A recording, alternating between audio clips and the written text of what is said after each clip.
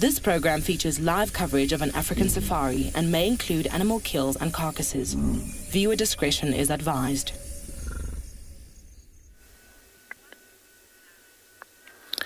Greetings and a very warm welcome to you in the Masai Mara of Kenya. We have a very beautiful sunrise. Welcome aboard to your very own safari, live from the African wilderness.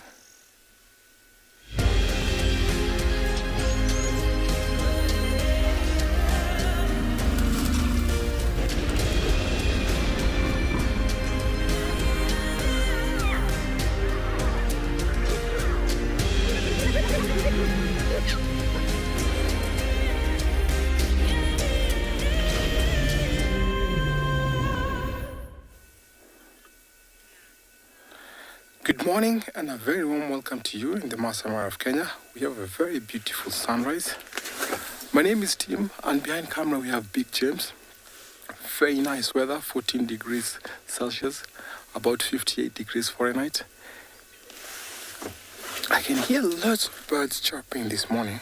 I can hear the cocky francolin, I can hear sandgrouse, I can hear sparfowls, and over in the distance I can hear hyenas.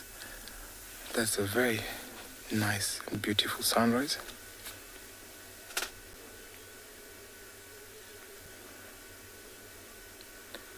Remember, we're coming to you live. For your question and comments, hashtag Wild Earth. For our young viewers, kids questions at wildearth.tv. On the YouTube comment section at FC. Give us your comments or questions and we'll be ready to answer that for you. Just a moment of silence to sink this in. Very beautiful morning.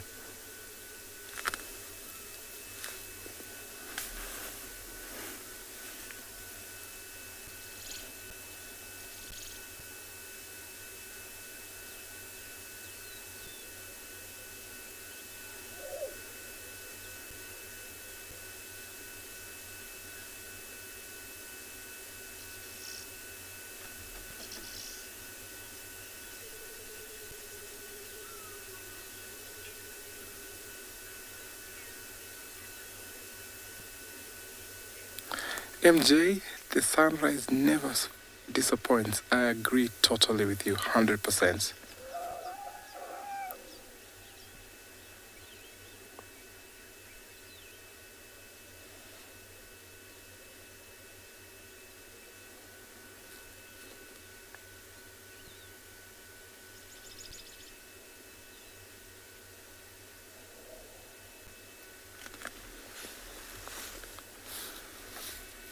What a beautiful morning. So this morning I'll be trying to find an update of our lions yesterday.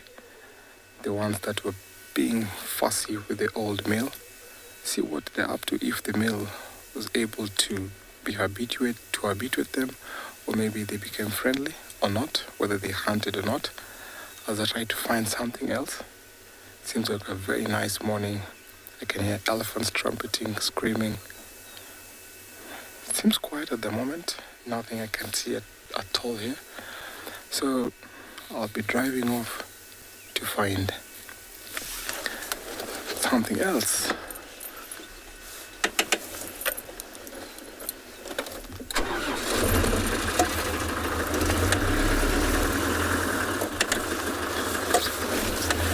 On my mission to find the lions and to give you an update, I'll send you over to another live location.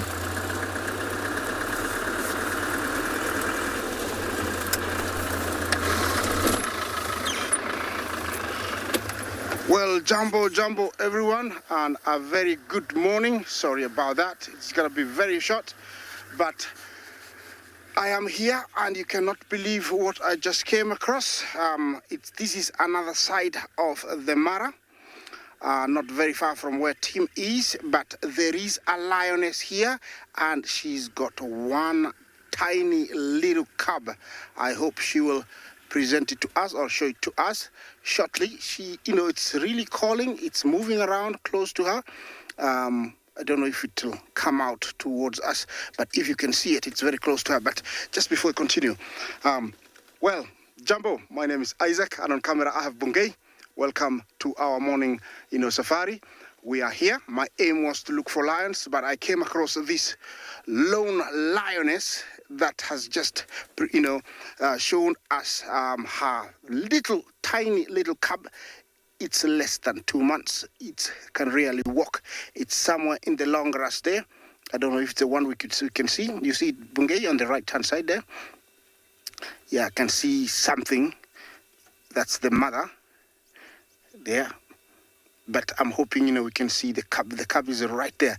It's less than 2 months old. My mission this morning is to look for lions. I was hoping to go to River Pride, see if I can find the cubs. But I've come across this Olololo lioness, and she's got one tiny little one. Remember to talk to us on hashtag Wild Earth. Questions and comments are very, very welcome. You can also send in your kids' questions at wildearth.tv. And our weather this morning is 14 degrees Celsius. It's not as bad, but because the sun is out. This girl is the one that appeared last night, and it was being submissive to Olalashe. I doubt if she is the one that was mating. It was a different one. I haven't seen this one. And looks like she has been hiding this cub in plain eyesight, because this is the same area we've been game driving every day. She's been very good in hiding the little cub, from us, and I don't know why nobody noticed her. We could be the first people to see it, and I'm hoping that I can share, this little joy, that we just found this morning. It's so tiny, it can hardly walk. I don't know if she's gonna get comfortable and pull it out for us, but definitely the father is Olalashe, because looking at the timeline when he came and took over the Olololo Pride, it means this is one of his offsprings. Yeah, let's see if we can see the little guy.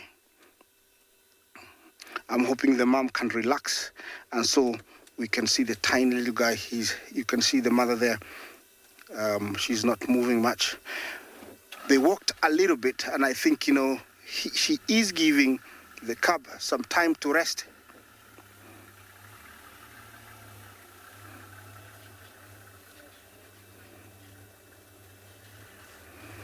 Is that Selseski? Sorry, Jumbo.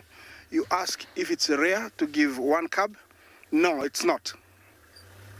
They have been known to give birth to up to one, and especially when they are not very experienced mothers, like it's their first time, they will give birth to one.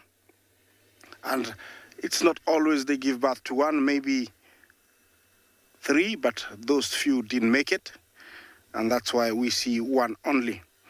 Over here, I can say that I did see one, but maybe she gave birth to 2 or 3, but they didn't make it because it's been raining, and also we have a lot of hyenas around, and there's been a lot of lions going in and out of this area.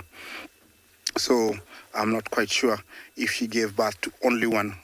She's lying right there. It's really hard to pinpoint her, but she's in front of that bush. They were walking on the track, then they left the track, and I think she's giving the little guy some little bit of time to rest, and then they'll come out. Yes, so I'm gonna stick here. Hopefully they'll come out for us, and I can share this bundle of joy with you. Let me give you this chance to one of my other guides to introduce him or herself.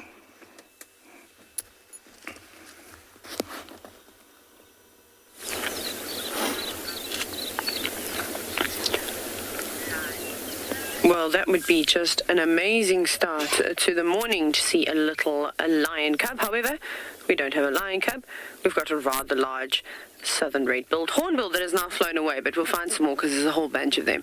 My name is Taylor McCurdy, and on camera with me today is Sebastian Romby, as he has been every other day here at Pridelands, which is part of Baluli Game Reserve and the Greater Kruger. What we are going to do is I'm going to swing around. Let's quickly, because all the other birds have now flown away. But I'm sure you can see it's very dark and it's quite gloomy here today. It's been drizzling for the last couple of hours, but not anything too hectic. You can see, look at those grey clouds. They should lift because it is going to get to about 32 degrees Celsius a little bit later. So we're definitely going to be in for some heat. Stay, hornbill. There's one right on the road, but you know what these birds are like. They've got wings, and they tend to use them quite frequently, but maybe there'll be something that'll keep it occupied there.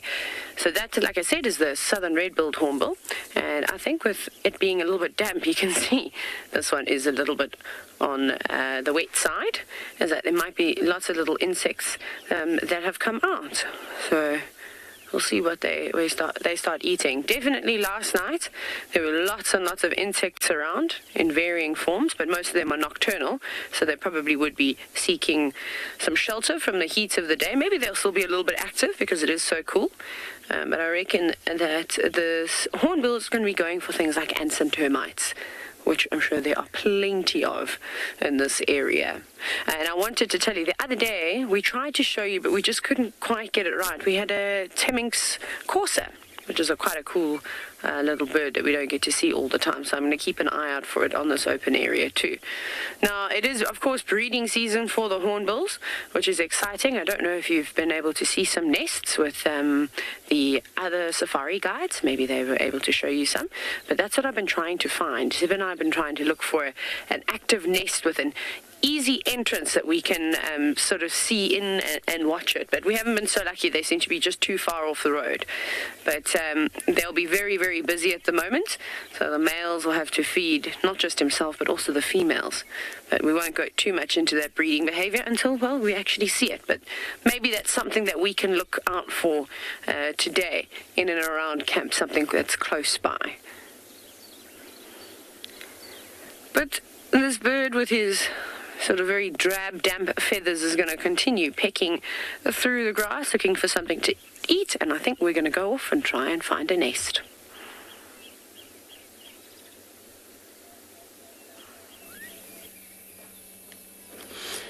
Good morning, everybody.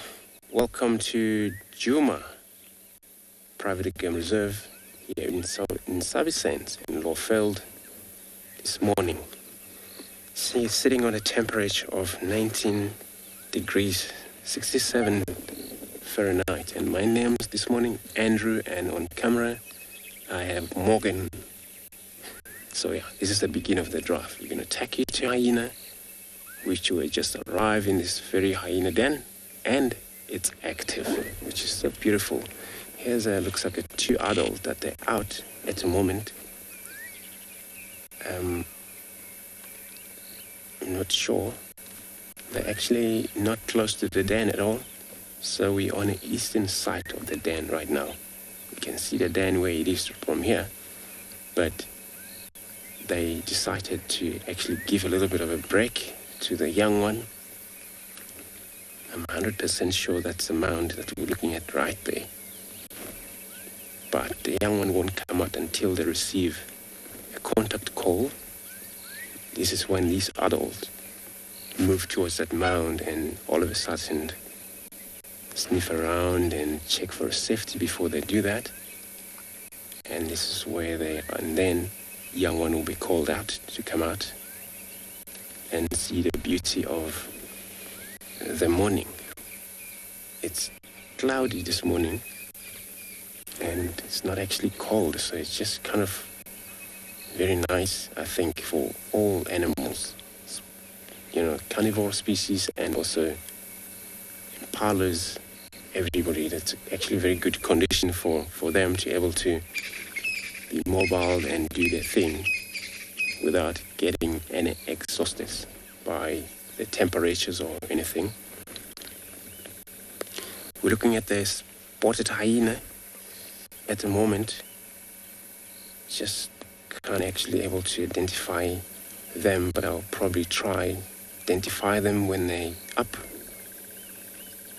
See how they just kind of like even forget that we're around here. It's one of the best things about wild animals. When they grew up around with a lot of company as car coming into them, and all finally grow up with them and their mind that this is not a threat. You can see that hyena is actually closing its eyes, so it's all about trust.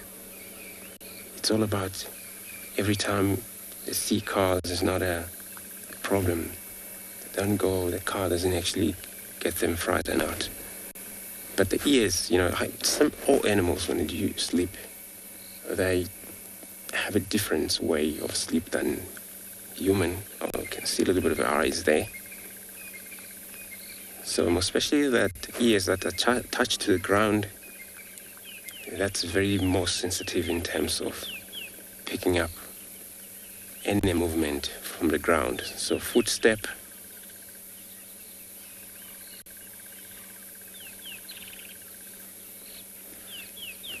consulting detective, thank you so much. So this is a ribbon, thank you very much for that. And I was just, about to recheck, but thank you very much for that, it's very helpful. So yeah, well, it comes in a time where they'll be probably when they want to. This is when they want to. I'm not sure what time they get here. Sometimes it happens when they get to the den. Before they go to the den, it take a lot more time, but away from the den. But I can tell you for sure, I've seen with the lions, when the pride doesn't want to spend more time with the baby because every time they have to give milk to them, and they all get tired of that. And I'm gonna stay here, see what this hyena is gonna do, and I'm gonna take you to another safari live.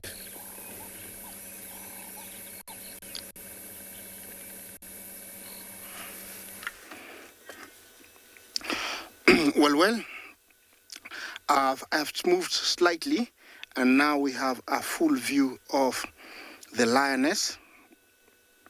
The little guy, I think, is suckling, and I'm hoping that he is done soon so he can show himself to us. But definitely, there is a young one that I'm really looking forward to showing you. Very, very young. Always very cute when they're that young. It's hard to believe that when they get, older, they'll be fierce and dangerous. It is another very wonderful and beautiful morning here in the Masai Mara, and looks like we're going to have a very hot day. We are in the Olololo, Pride's territory, and this is one of the females. She's got one secret she needs to reveal to us, as I was thinking in the last few days. So hopefully this is the day. That is a very, prickly acacia that she has hidden the young one into.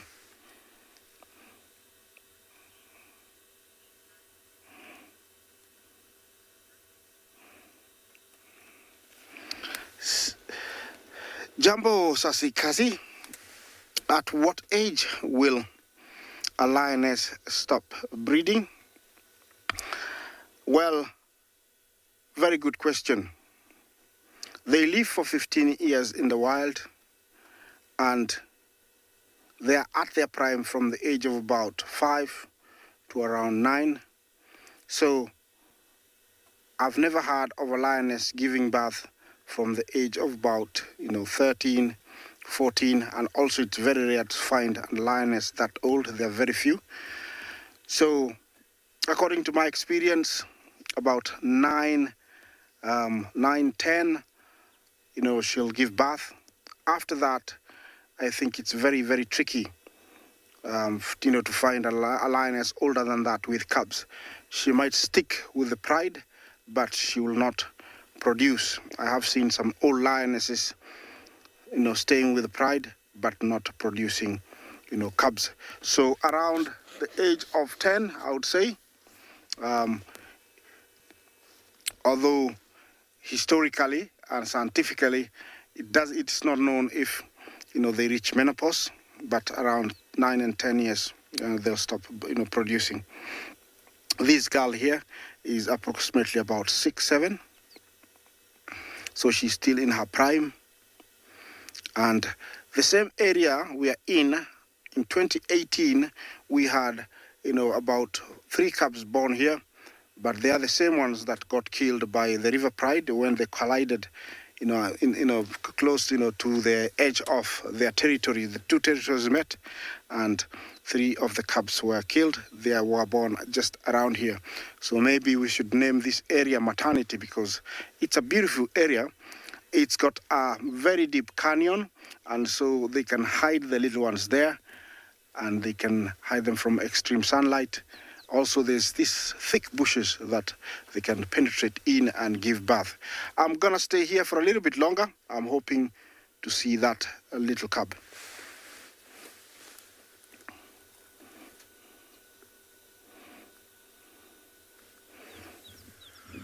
Good morning, everyone, and welcome to a misty and drizzly morning here at Ambient Pinder Private Game Reserve. We have found ourselves a herd of zebra that have come to drink at this small waterhole. My name is Ross, and behind the camera is Gerrit, And today our plan is to go off into these open areas in the south of the reserve to look for cheetah. And cheetah do love this area for a number of reasons. It's beautiful and open, and they can spot prey easily and feel very safe from predators such as lion like that, because they also are at risk of being attacked by lions as well. So as these zebra wander off away into the grasslands, we're going to keep going in the same direction as them and scan the hillsides, look for tracks, for any signs of cheetah. We'll also bump into, or hope to bump into, some other animals and interesting things along the way. But look at these zebras starting to trot. Maybe something gave them a little bit of a fright.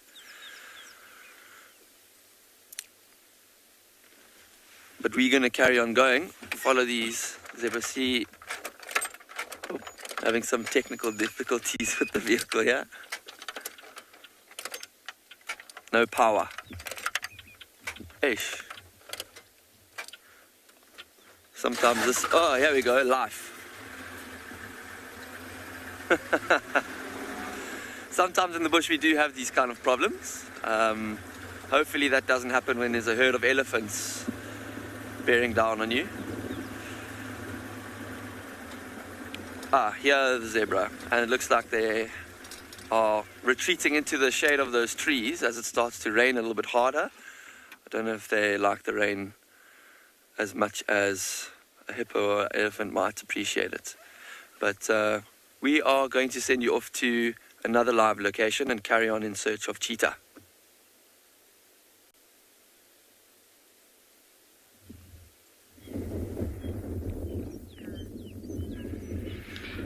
Good morning and welcome to the Kalahari. A beautiful, very beautiful sunrise with the clouds just over the mountains. And behind the camera here we've got David and myself, OB as everybody calls me. We were just hoping that around the dunes where we are, there has been a bit of bed-eared foxes. We're hoping that we might catch them, and from there we'll start heading a little bit more southeast, see if we can find some cheetah cubs and so on. So that's the plan for today, folks. Let's see how this morning will provide.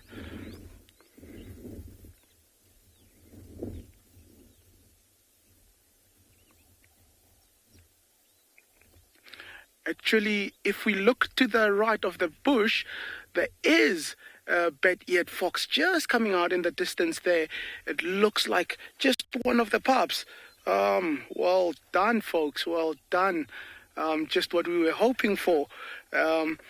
These are very iconic creatures of the Kalahari. Actually, they mark part of the elusive five also to the Kalahari. So these are bed-eared foxes. Looks like two pups, if I'm not mistaken. So the den site could be very close by. Unfortunately, they are moving away from us, but that's exactly what we were hoping for.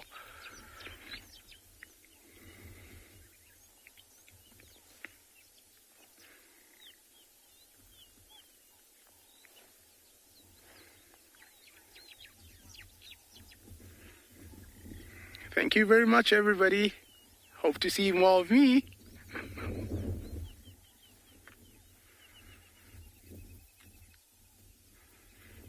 Yeah, folks, they've just left us.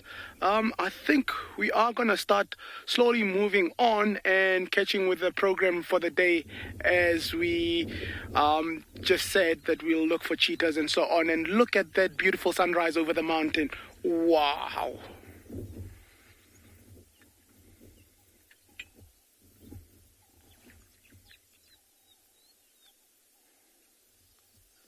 Sunrise. Thanks, Min. When I heard about sunrise, which is one of this beauty of Africa, especially early in the morning, if you have a very good view of it.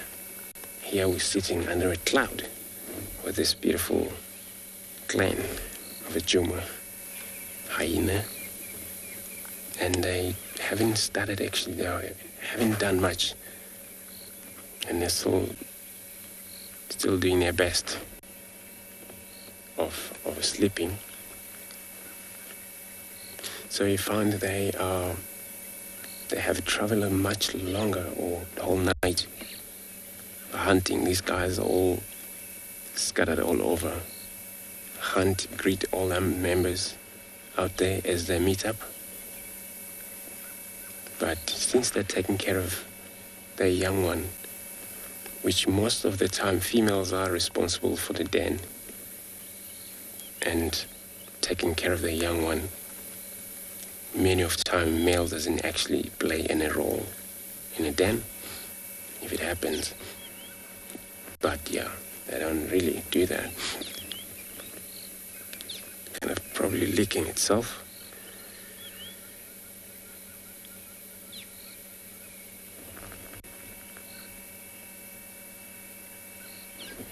Good morning, new stuff.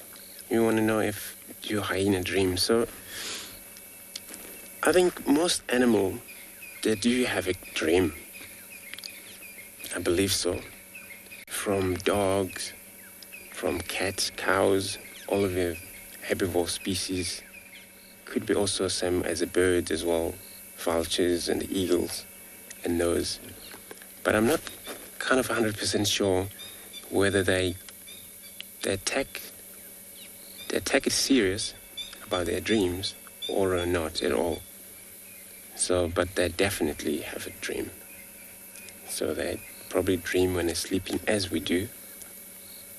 But we humans, so we all remember what was happening, what was all about the dreams, or it means something, whether for them it means something or not. But that I'm not sure, but they do have dreams. So that one is up, trying to lick itself, clean up. So every time, well, it's kind of like it's been a little bit of a drizzling. Last night, not much. It's just a little spitting.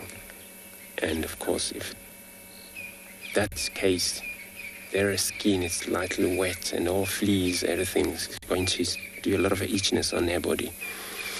I'm going to stay here one more time while I'm taking you to another guide who will be showing you a beauty of African wild.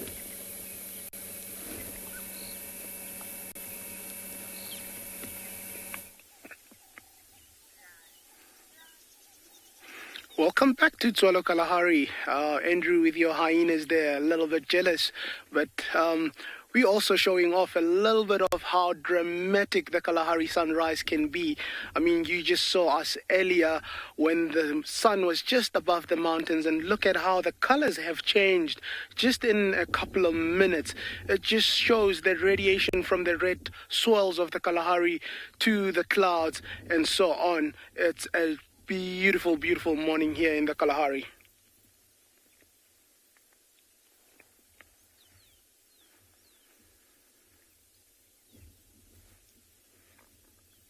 And one can tell it's gonna be a scorcher today. If these clouds disappear now, then the sun rises or gets higher and higher, it's gonna be a scorcher. So, a typical Kalahari day.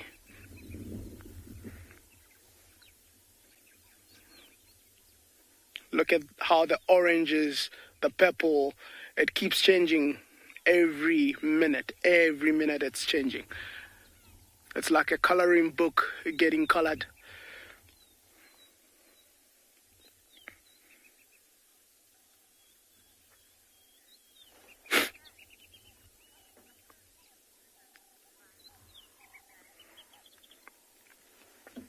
Lance, the elusive five are the iconic animals of the Kalahari. We've come with the term elusive because you don't really get to see them elsewhere. It's your aardvark, your pangolin, your aardwolf, your bat-eared fox.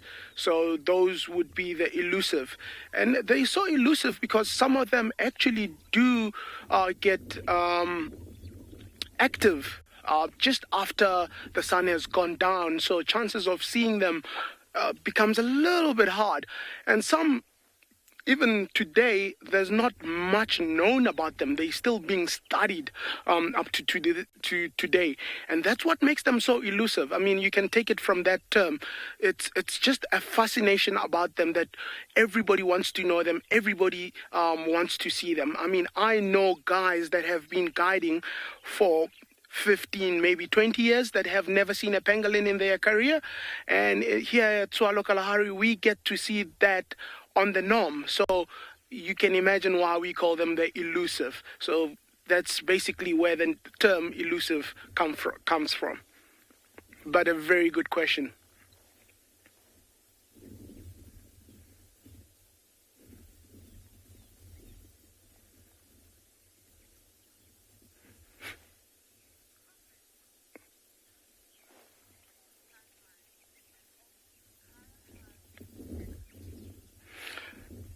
Thank you, Peter. I've got a philosophy that I will always chase sunrises and sunsets.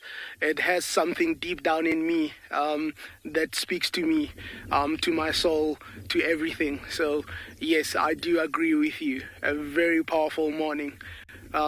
These elements really have a way of touching us from within.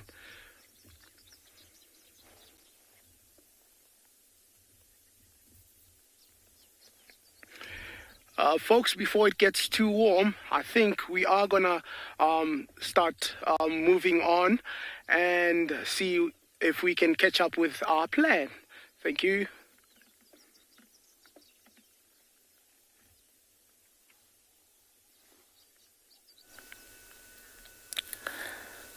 Welcome back to the Mara, and this time round we've come across the River Pride lionesses, and they've positioned themselves strategically on the road. We have about 5 lionesses. One is close to us, and over in the distance we can see 3. There's one there, and another one is just hiding in the rest are hiding in the long grasses.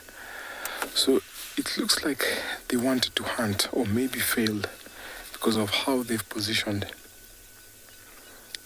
I can see some taupies not far from here, but there's some crested crane who are alarming and giving a very loud call as soon as this land tried to approach those taupies.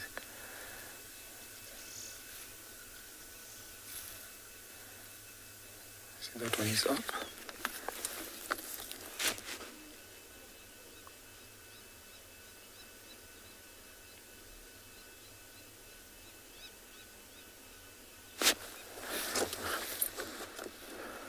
See, the other one is also up.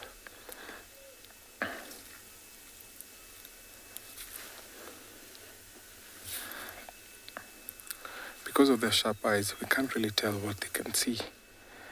But I'm sure she will lead us to where she's maybe located prey, or maybe going back to the den, because this pride has 4 crabs, which has been entertaining us for the last 3 weeks. But of late we haven't seen the cubs, but we'll be happy to see if they'll take us back to the den, or maybe bring the cubs out.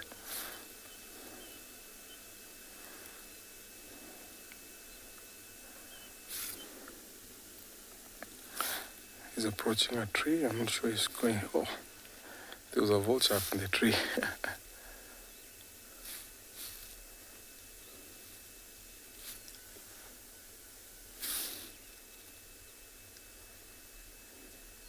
Getting some scent there.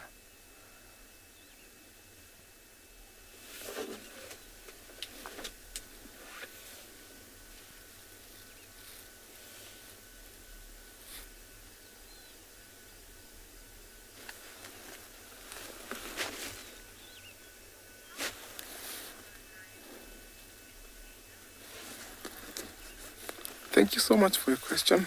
Lionesses will be in season after every 2 years. After successfully winning their cubs, a lioness will come into season, which is 2 years. Unfortunately, sometimes the cubs get killed by a lion or a male intruder who comes to take over the pride. And if the cubs were too small, they'll then end up being killed. So that will forcibly take or bring the lioness into season, which will be about 3 to 4 weeks. So generally, a lioness will come into season after 2 years.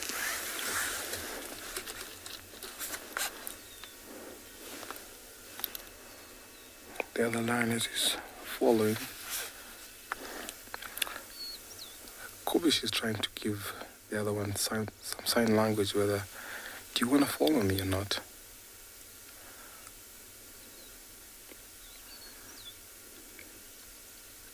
He is due in the grass and it was a very cold morning. That's why you can see that one sitting on the road. And the sun is not too hot. Actually, they're enjoying the sun. So, by the look of it, yesterday it was a very chilly night and it's a chilly morning. You find that lionesses will bring their cubs to warm up in this bright sun. So, because they don't have the cubs here, I think they were on a mission to hunt because of the way they've positioned themselves. Whatever they were going for escaped. Because these lionesses look like they want to hunt, I will sit here and wait as I take you over to another live location.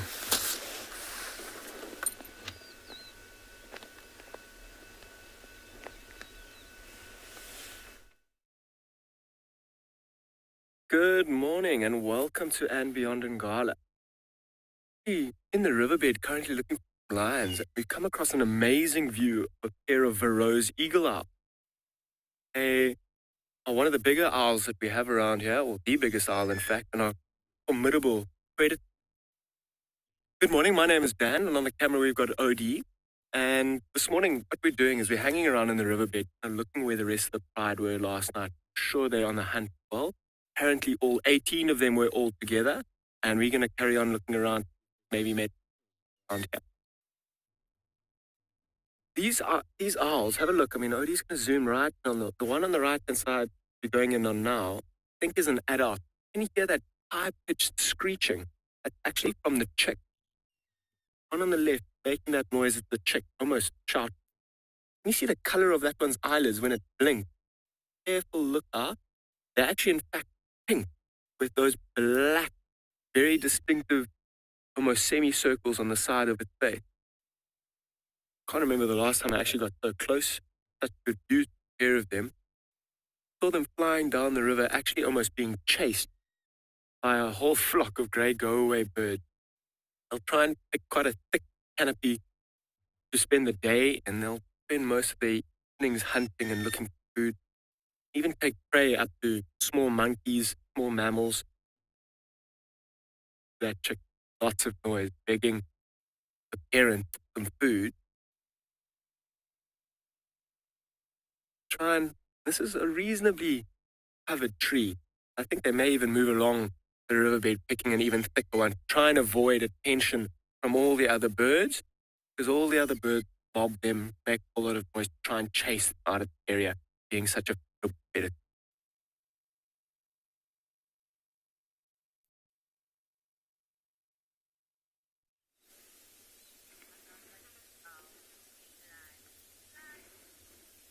Oh, welcome back, folks. We just wanted to catch up with you guys with the foxes here, a better of up close with the adults.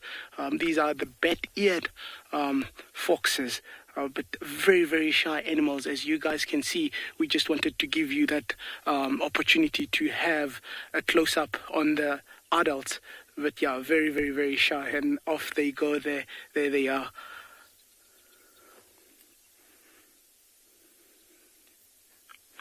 Beautiful job there, Dave. Thank you.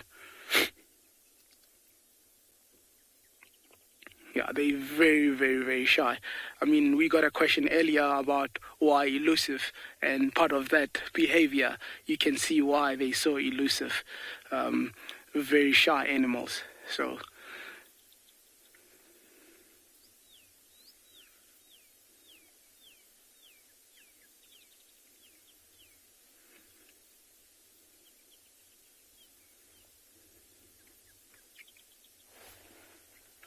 So yeah, I think we'll keep on moving, guys. We just wanted to give you that sneak preview. Thank you very much.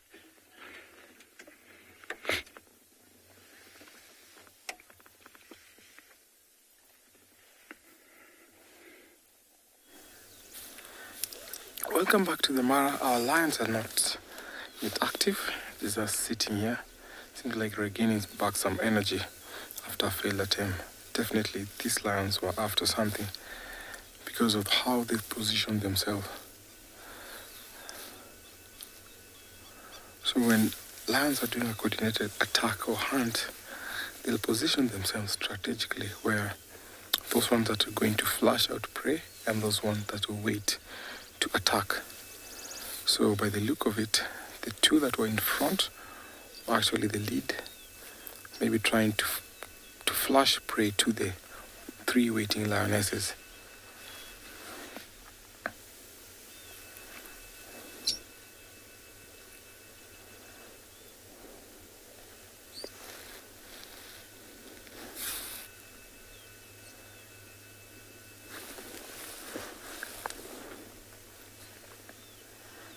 She's scanning the area, and if they happen to locate prey, they'll definitely head that direction.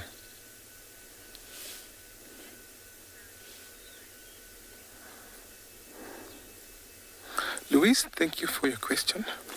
Can lions climb a tree? Yes, they can climb a tree, but not a very straight tree, but a diagonal and a very low bending tree. They can be able to. I've seen lions here in the Mara. I've seen lions in the Serengeti climbing trees. And in places where it's infested with tsetse flies, you find lions have adapted to climbing those kind of trees. Yes, lions can climb, but they're not specialized like leopards, how they climb trees.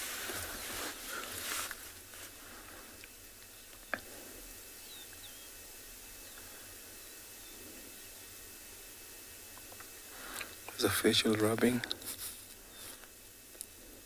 That kind of grooming also enhances the bond between family members. That's a sign of greeting.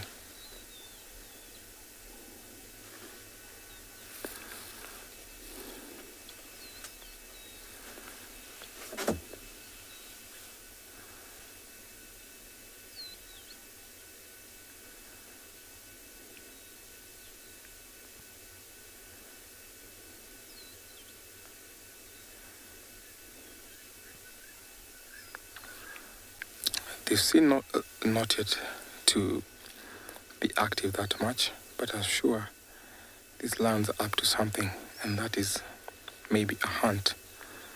So I'm going to sit here, wait for them to be on the move as I take you over to another live location.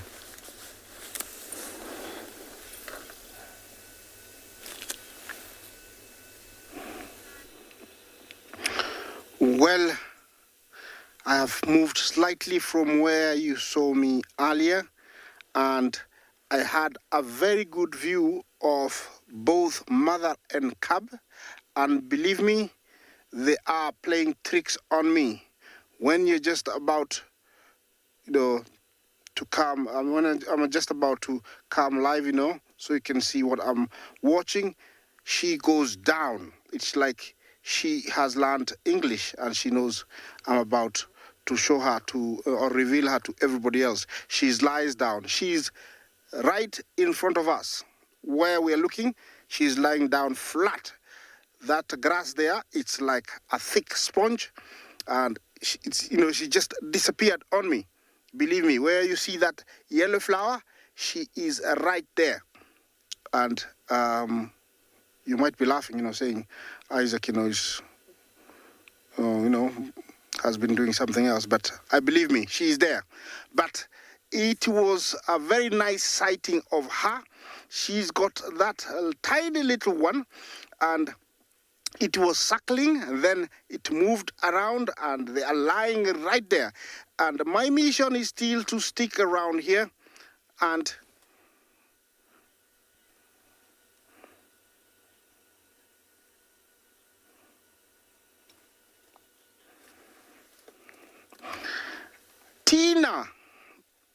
Jumbo. Yeah, you'd like to know, when cubs start eating meat, they will start eating meat from the age of about 2 to 3 months. That is when first they're introduced to their first meat. And before that, they'll be drinking and drinking milk only. Then after they start eating meat, 2 to 3 months. And the quicker they start eating solids and the more they get it, also the earlier they get wind because they don't need to drink. But right now, the little guy who is lying somewhere there, definitely there because I know it's there, it's still drinking. It's a beautiful little one. I'm hoping that, we're going to see her. And I'm going to share the sighting with you. Well, let me take you to another sighting, but I'm sure when, she shows up, we'll be able to share the sighting with you.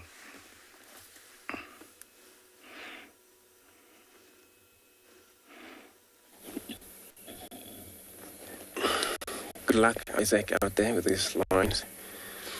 So we're still in this last position where you guys left us, with this beautiful hyena there, and there's a robin. So the other one moved close to us, and then, like I just said earlier, that they're so comfortable with the vehicle. So one came right close to the vehicle on my right hand side. We can't even pan camera to it because it's close to the wheel, unless if it does move. So I don't want to move right now until decided to move away. And could be that a lot of members, they still out there hunting, because these guys are always behind big cats, but they can hunt on their own. A benefit when it comes to that, this is where they are very much looking for when they go for chase. Many times they would look for a weaker animal to be bring down, or those already broken legs, and these cannot able to keep up or cannot able to help themselves. These guys are there to finish it off. But of course, not only that, they can kill animals. These are healthy. You see them going for a young zebra, going for a water buck in some places where they're traveling in such packs, big packs. You see they're all like 15, 20 together. Oh, now just an open eye just to check if everything's still safe. So we're talking about their hearing when they touch the ground, and of course there is a lot of benefit in terms of receiving a lot of frequency from different area, footstep from way distances. Whatever touch the ground is whatever move through these bushes, that ears that is on the ground, it would feel really by vibration, and then of course from there that animal will raise the head and trying to look around. Sometimes some of the footstep or whatever they hear, they can even judge at least the distance of estimate how far could be that. So it's similar when they're hunting. They hunt by smells, hunt by sight, also listening. But when it comes to smell where the prey was, they were able to that deduct, and of course they use this kind of like sense of smell, which is linked to the pheromone, or top of the roof. That's where there's all information has been recorded, and then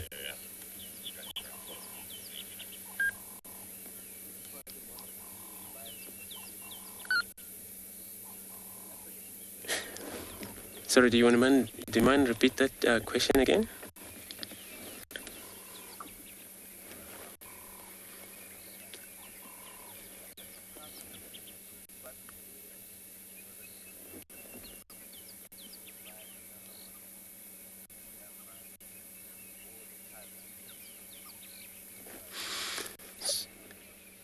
Good morning. Jolly Whiskey.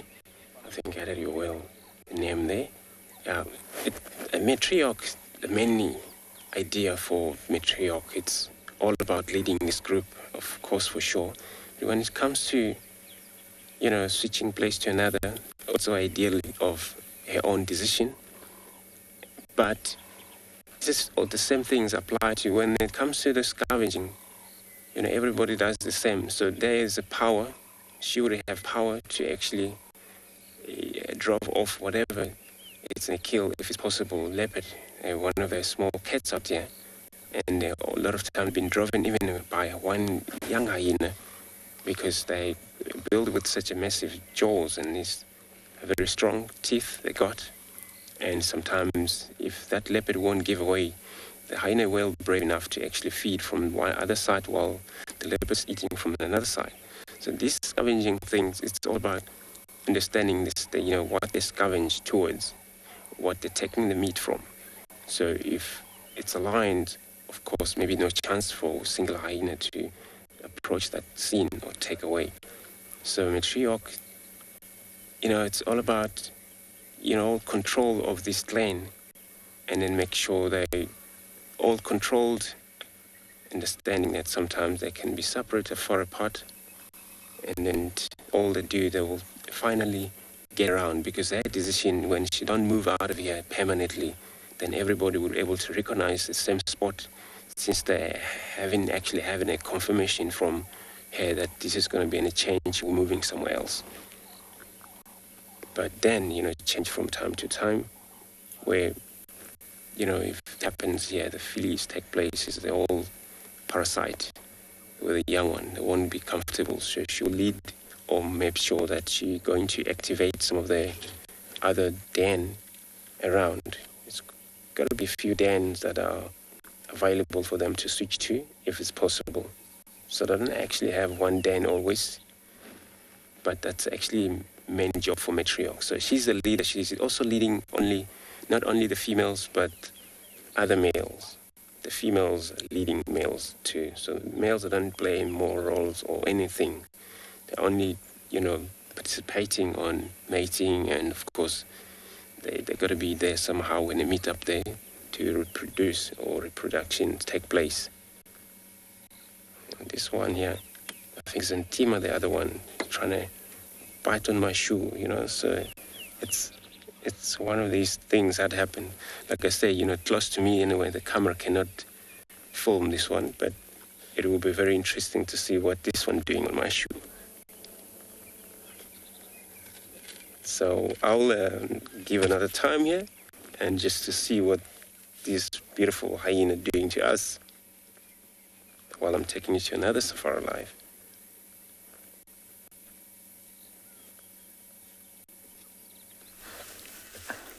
From the hyenas who are really scavenge after the lions are made a king. So these lions want to go out on a hunt, and I'm sure later on hyenas will be joining.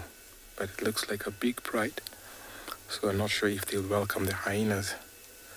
They're still seated on the termite mound. It's a little bit warm there, as they're carrying on scanning to locate prey. I can see one of the lioness is mobile. She's just close to us here, and she seems like she's scanning a lot. We can see some topies. Look, she's just close to the vehicle here.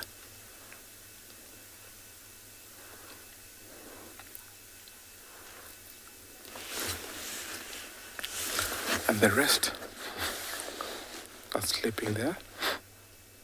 But if one locates prey and start moving, definitely the rest will follow.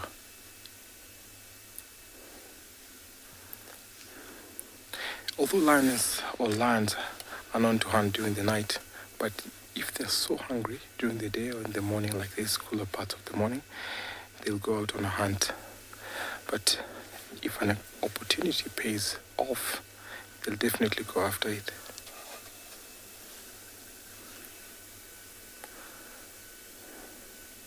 And because they have tiny cubs, they have to nurse them, so they need to go out on a hunt on a regular basis, maybe once or every 2 days.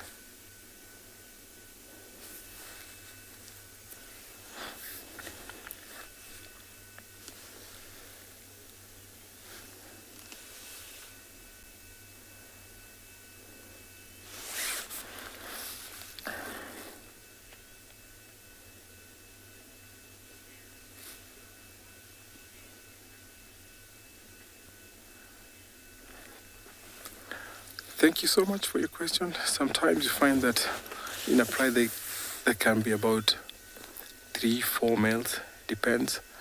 But I'll generally say mostly you find 2 males. But here we've seen only 1 male or 1 in every pride. So it depends with the coalition. But generally you have about 1 or maybe 2.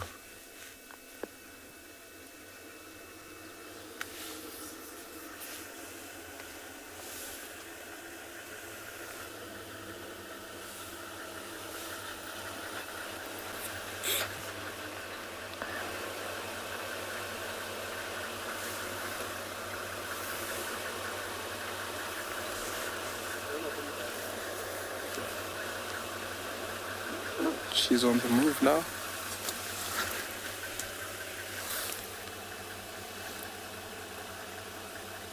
Let's see if the rest will join, because it seems like they're actually going after something. And if they locate prey, I want or would love to see how they coordinate that attack.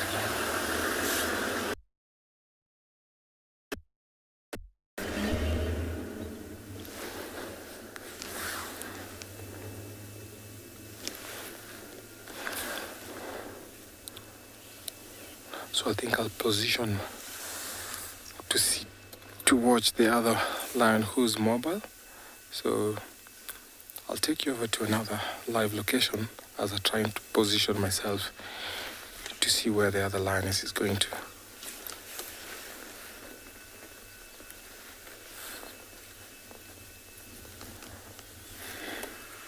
Wow, it sounds very tense, that side with Tim, and I hope he has some luck with those lions and that they do end up giving us a bit of a show. Here we found a huge herd of buffalo on the top of one of these grassy hills at Ambion Pinda, and what a beautiful scene this is. The misty hills in the background, buffaloes slowly, having just gotten up for the day, starting to feed. It's almost like a scene out of Jurassic Park.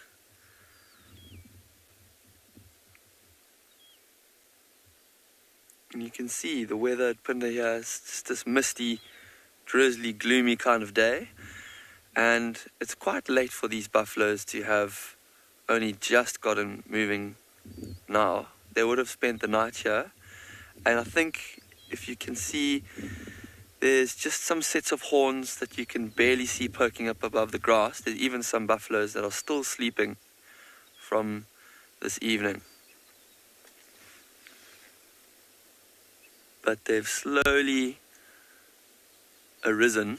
It takes them normally quite a while to all get up and mill around, start to feed, and then set off in a direction. Probably takes them about half an hour. But this cool weather is definitely in their favor today. They can definitely get up a bit later and graze for longer into the morning and into the afternoon, because the sun won't be as energy sapping on them. Look at this one. He's not moving for love or money, still waiting for the herd to move off before he wakes up.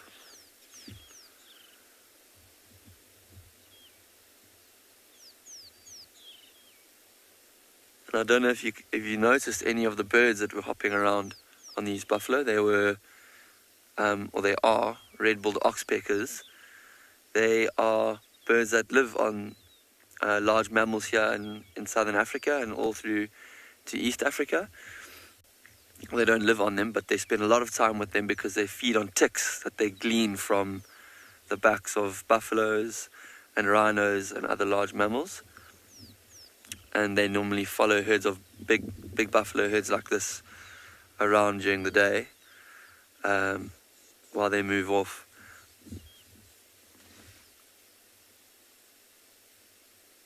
These two buffaloes seem to be looking at each other and kind of sussing each other out. It looks like two young bulls. Oh, look at these two. They're having what looks like a light tussle, nothing too serious. But as I said, they are young bulls.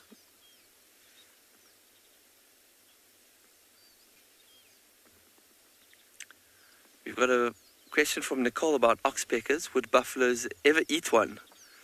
And no, Nicole, a buffalo would never eat an oxpecker. They only eat grass. Buffaloes feed exclusively on grass, not even bushes or leaves. Their diet is very simple. And oxpeckers, they do sometimes get a bit irritated by them if they're digging, because oxpeckers can get quite all up in their ears to look for ticks and can get quite irritating to them. So they might shake their head or flick their tail at an oxpecker, but they would never consider eating one. It just doesn't fall into their diet whatsoever. But these two bulls they're still tussling a little bit, and I think this is not a serious fight, but more of a playful kind of coming of age kind of fight.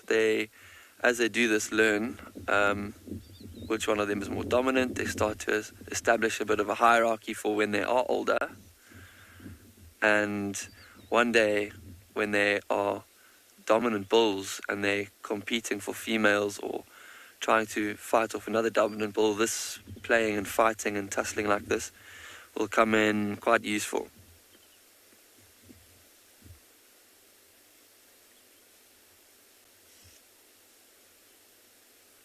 But, as I said, there's not a lot of aggression shown here.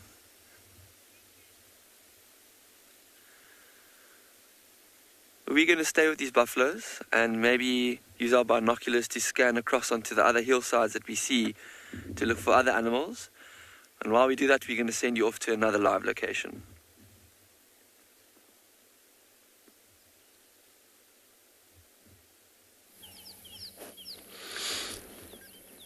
Thanks. Beautiful. So we came to the Treehouse Dam. This is our new location from that hyena den. And of course we have to left it, with one station there because we have to find something else for you guys. And then we come across beautiful, looks like one single, for now, one male.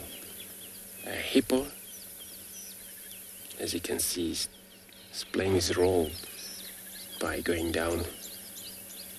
They do that when they're in the water. It's all about submit down for probably a few minutes or a few seconds. Like you can see, he's already up again.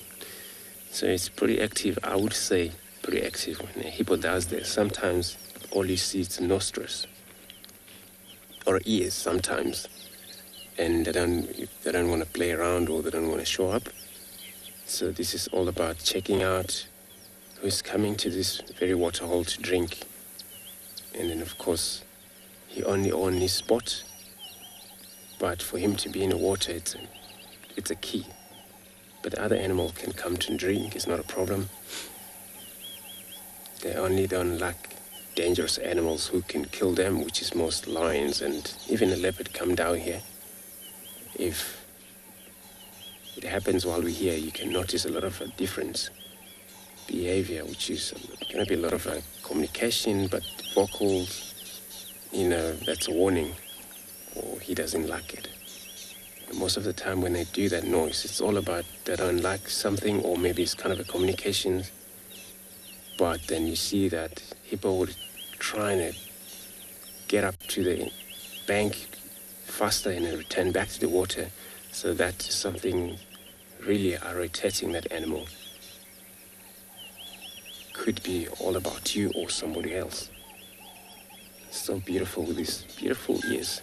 So he's probably came into this water hole where they spend majority of the time outside of the water the whole night, grazing. But he's got a very important role out here since he's only the male that we can see. So his job is to make sure he maintains his territory boundary. That it's very important for him. So there is no conflict. A lot of time males can sometimes overlap territory, but if it happens all the time, it's all a fight whenever they share a water hole, where there's a females and a dominant male, and the other male come in trying to force himself into that water hole. Then that's where the fight come from, because a lot of times at this one point male has to dominate.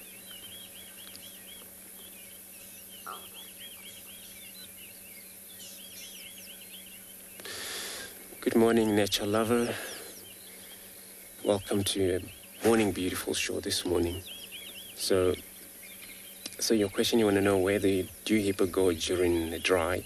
So this animal, just like a crocodile, same thing. But the only difference is that with this specific one we're looking at right now, they definitely need water daily basis when they have to, when the water's around.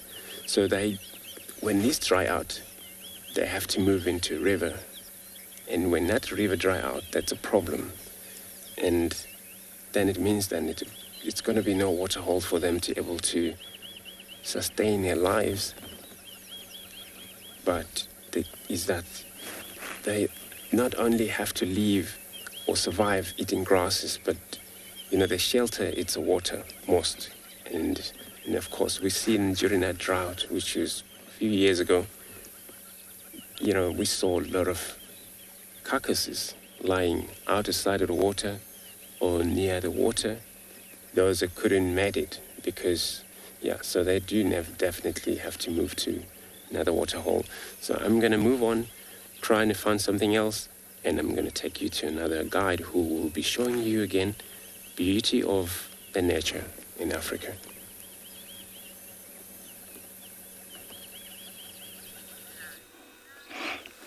Well, look over there. There is a female, and look to the right. What do you see? Yeah, just disappeared a little bit in front. Looks like mommy is doing some TLC. Is she gonna show it to us once again properly? But I'm the only one here. I'm very far away from her. I have tried to find the best possible angle so that we can see this little beautiful cub. I'm hoping that it's gonna walk to the right from the face. There it is. Looks like it's suckling. She had rolled over, and it's behind her now. You see it? Way back in the long grass. Disappeared a little bit. I don't know where it is, but it's gonna come. It is normal for her to be by herself for a good 2 months after giving birth, because it is necessary for the young one to really get. There it is, guys. It fell over. There it is. Okay, let's have a look at this.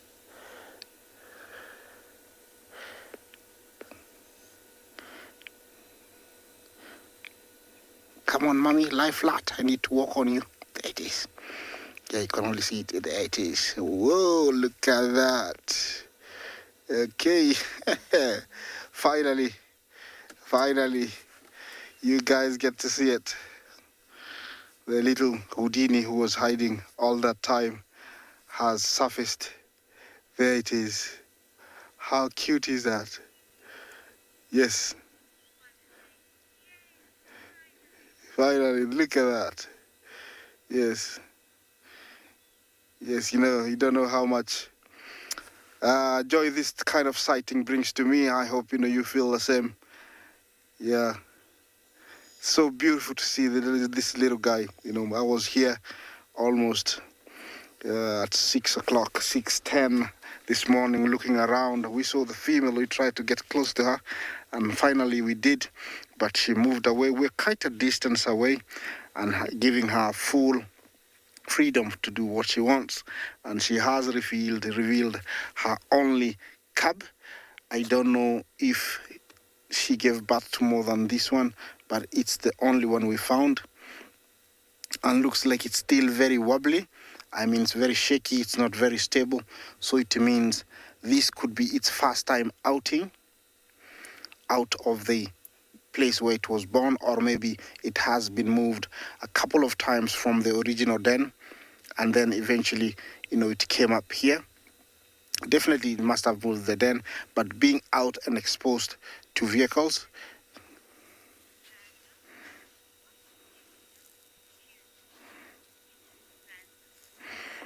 Kitsanda Jumbo, thank you for your comment. You say it's a cutie. Yes, it is. They're just so adorable when they are this small.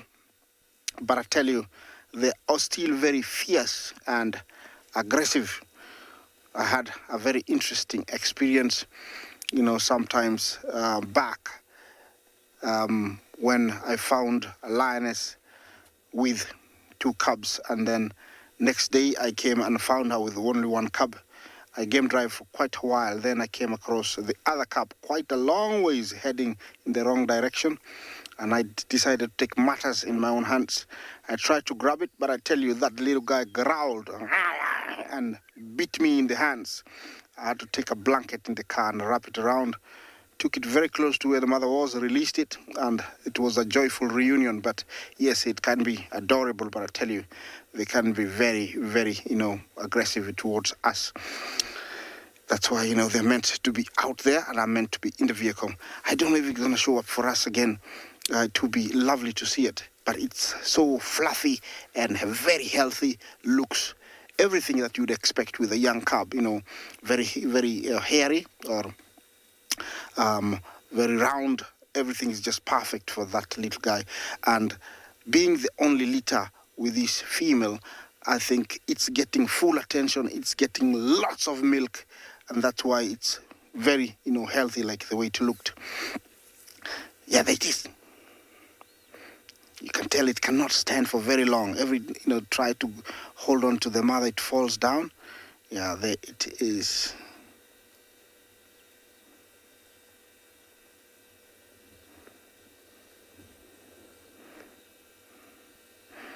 Now, this is a problem. When you're the only one, your mom becomes your play toy. And, those ears and tails are going to get a lot of, attention. Yes, look at that.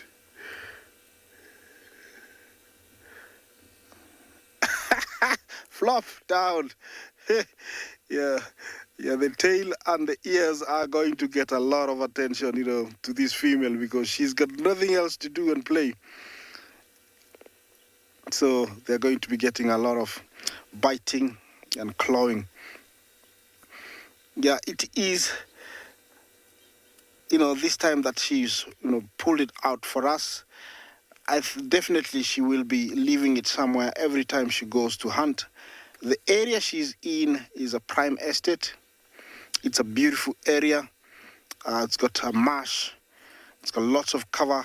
And, zebra, wildebeest, buffalo, giraffe are always coming here. So it means that she's chosen a very appropriate area to give birth. Definitely also the other lionesses that were mating with Olalashe and Kijana yesterday will be giving birth, in the next few months. By then, this little guy will be 5 months old, and he's going to have, younger toys to play with. But I don't know if there's another sister who we haven't discovered who has given birth, because it is...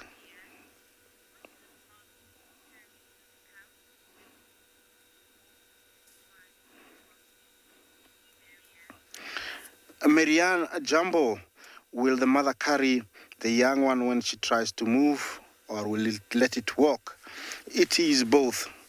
She is very smart. She will try and allow it to walk so that it can get strong and learn to walk earlier.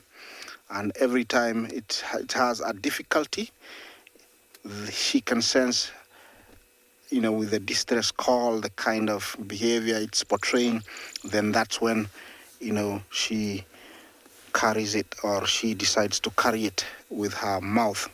The bite is usually very gentle. Mine looks like it's dangerous, but there is a way they are known to bite it behind the neck, and is so gentle and soft without injuring the little guy. And also the young guy usually knows that it's being held, so it doesn't try to wiggle or fight, because that can increase the tension with the mother's teeth. It relaxes and coils in a certain way. I think it allows the mother to really get a good grip, and it gets carried. But yes, she is very good in judging when is it the right time to carry the little guy. He's very interested in my voice, and he keeps looking out to try and figure out where I am. But it's so beautiful to see this little guy over here. And yes, I can say it's only about, by the looks of it, it's just under 2 months. It's not 2 months yet. It's still too young for 2 months. I'd give it around 6 weeks. So it's still got another few weeks before it becomes big. Otherwise, looking at the size, the first time I've seen young lions like this feeding on meat, they were not this size. So it's not 2 months, it's less than that. And it's, it gives me now another target to be looking forward to every morning, waking up and seeing it. Yeah, I don't know if she's gonna roll over. Sometimes after sitting in one side for very long, they get tired and they can turn around. If she turns around to this side, then definitely we'll be able to have a better view of the little guy. You can imagine what I'm going to do. I'm gonna stick here for a little bit, because now it looks like she's getting more freer with us. So let's see what's happening somewhere else.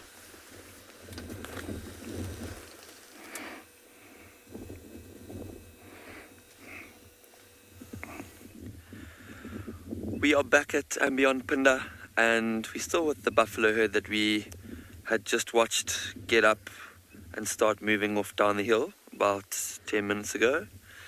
But they've moved off remarkably quickly. They have started walking down this sort of valley into the woodland below, and I think there might be a waterhole there that they are heading towards. So when buffalo start the morning, they wake up, start grazing in the direction of water, and they drink first thing in the morning. They are very water dependent, so some of the animals out here in the bush can go days without water, 2 or 3 or 4 even sometimes. Some of them don't even need to drink at all, but buffalo aren't one of those animals. They need to drink every day, probably twice a day on average.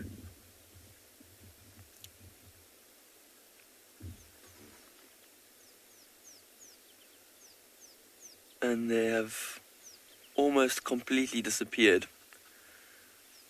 except for 1 or 2 bulls bringing up the rear.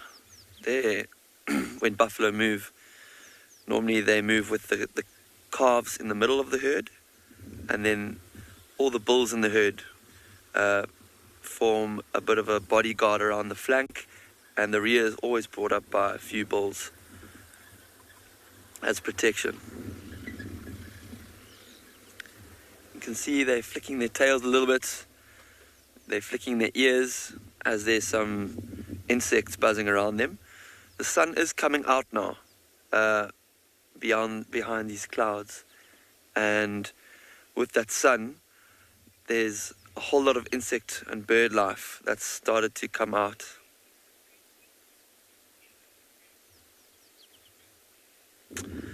Got a question from Nina about the most exciting sighting I've ever had.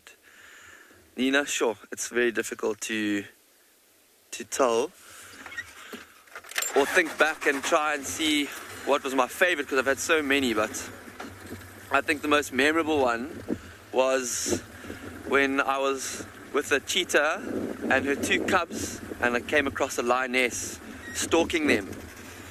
And just going to reposition here.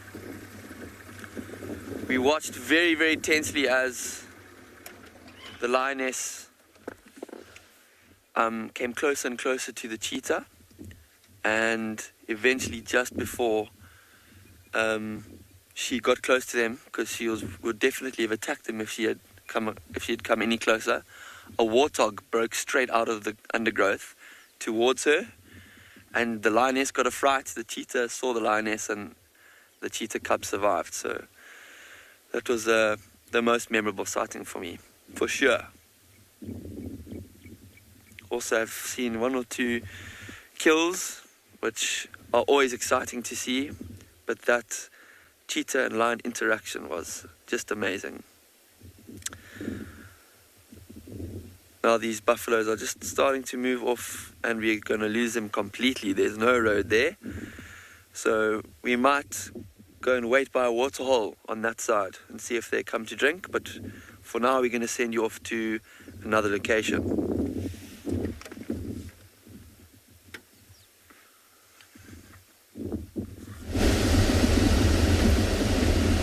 Hopefully they do come to drink. Unfortunately, unlike everybody else this morning, we have been blanking. We haven't found a single thing yet, which is not really the way we wanted the morning to go, but it's fine. We'll get there eventually. My name's Tristan. On camera, I've got Theo this morning. And we've been trying to find Tani and the cub the whole morning. We went to where they were last seen, where they had that scrub hare kill yesterday, and there's no sign of them there. It's a bit of a tricky place to look for them, because it's a very, very, very steep bank drainage line with a lot of rocky outcrops in it. So it means you can't drive in the drainage line itself. You have to kind of hug the bank, which is full of tamboti thickets. So that makes it really, really tricky to actually get anywhere there. So we haven't had much luck. I've just come into Tripura now just to check if she can come south, because the general direction was south last night. But there seems to be no sign of her, so maybe she's just lying up somewhere in that drainage line behind some rocks or something like that with the cub. It's a dreary morning, so it's very possible that they're just curled up at this stage. Anyway, we're going to keep at it. We'll try and see if we can find anything. We'll try also to check on Tswalu and the cubs and see what's happening with them. Hopefully we'll have some luck at some point.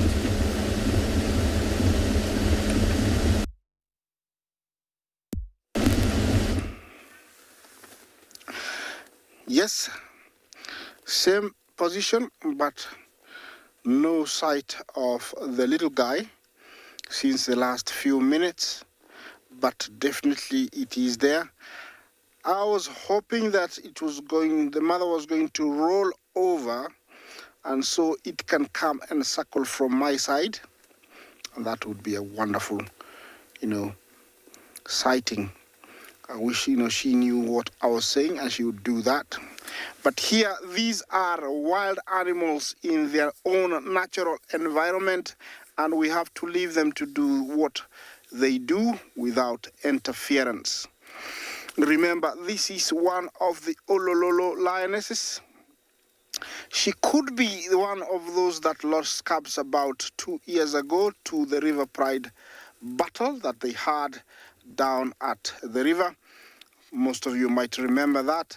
She could be one of the females. She's got 1 cub, and it's just beautiful news for us and for you guys, because you deserve it. You've been there, watching these since this morning.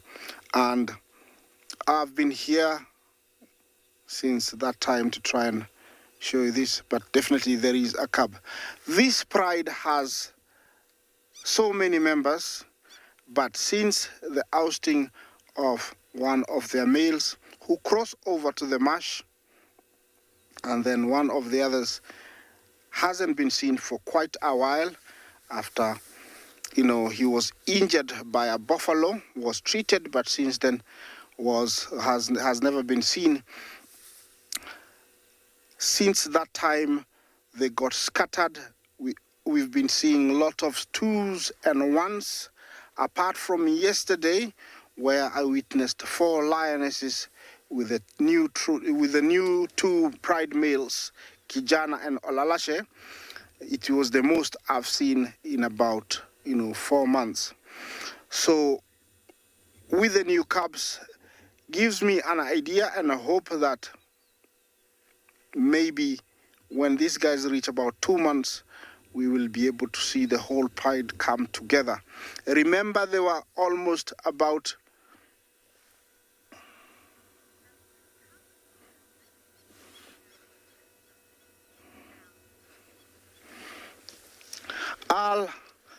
Jumbo, does the cub benefit from having a sibling? Of course, unlike in humans where you want to be the only one to get everything, with lions, the cubs develop a lot of skills by having a sister or a brother, because when mom is away, they get hidden, and it does help if there is danger, one might see it. Also, to develop those hunting skills, they need to play with one another to strengthen their muscles. They play and fight each other. That's how they develop the muscles. So it is actually wise to have a sister or a brother as a lion or a lioness. So that's why I was saying this little guy is going to have a very hard time, and the mom is going to have a terrible time every time. You know, the little guy is very well fed because it doesn't have anybody else to play with. It's going to be mom, and those ears and tail are going to get a lot of attention. Hopefully there is another female who's hiding somewhere and we haven't seen her, and she's going to reveal, you know, her secret to us maybe by the time this lioness also reveals, brings this cub out. Maybe there is another lioness that will come out. It is normal and typical for lionesses to mate or give birth at the same time, and so, you know, they can babysit one another's cubs. Makes life much easier. It's evolution and adaptation that they picked up to be able to be successful in these, savannas of Africa. It's much easier when there are more. So it could be that there is another one, but being alone, it's a little bit tough and actually very scary out here in the wilderness. But once it's about a year, it's the chances of surviving increase, because if there is food, it's going to get all the attention and gives it, higher chances of survival. Well, it looks like it's still hiding away from us, but this is a perfect spot. There is a lot of hiding spots. There is a very big ditch. We call it the canyon. We cannot show it to you because it's very scary. And she does go down there and hide the little one. So it's a perfect, beautiful place. I think I'm going to stay here for a few more minutes. If it doesn't come out, I'm going to move on. So let's see what else we can show you.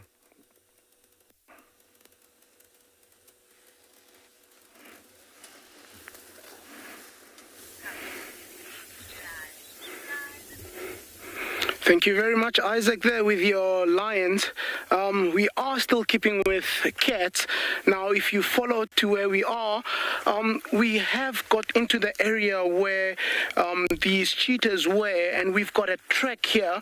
It's a little bit overcast, but hopefully you'll be able to actually get the detail. Now, if you look right there where I'm pointing, that is the back pad of this cheetah track, and these that you're seeing here are the phalanges or the toes of the cat, and where the measuring utensil is at the very end there is actually the claw. And very interesting with cheetah tracks that we know of, a cheetah cannot fully retract its claws, and that's why it's so prominent on tracks like these that you do see the claws of the cheetah.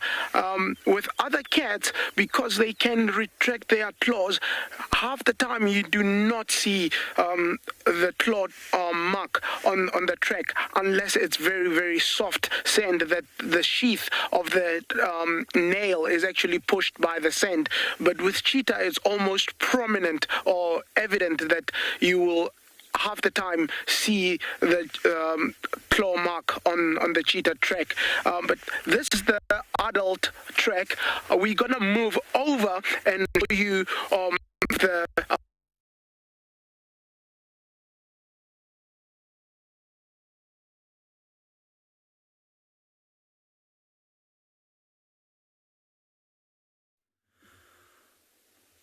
Welcome back to Punda Private Game Reserve. We found these buffalo again. There is actually a road which they're walking towards.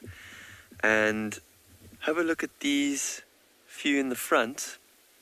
They just noticed our vehicle and they're staring at us, trying to figure out what we are and why we're in their way. See the buffalo on the far left now of your screen with it looks like scabs or very patchy fur on the top of her forehead. She's a very, very old female. She must be one of the oldest cows in this herd. And look at her fur on her sides as well. Very, very patchy. She's lost a lot of hair and she's got some bald patches. I'd say she's about, she's very, very old, probably 30, 35. And she's probably had many calves in her life. And she would have been part of this herd since she was a calf herself. The buffalo herds are made up of calves and females and also young breeding males. So all members of the buffalo community live in a herd except for old males that have lost the ability to mate or breed. They're not sexually active anymore. They leave the herd and they go and wander around by themselves.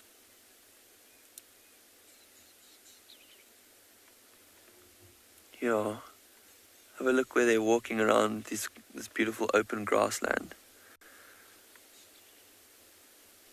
There's a lot of food for them here, and imagine a whole herd of buffalo moving, cutting a huge swathe of trampled grass across this grassland. It's very, very healthy to have buffaloes in grasslands because they rejuvenate the grasses extremely well. As they walk, they trample and they bury grass seeds that might not have been buried before. They open up space for light to get down to the smaller grasses, and they contribute hugely to a healthy grassland ecosystem. So these buffalo are almost like gardeners inadvertently.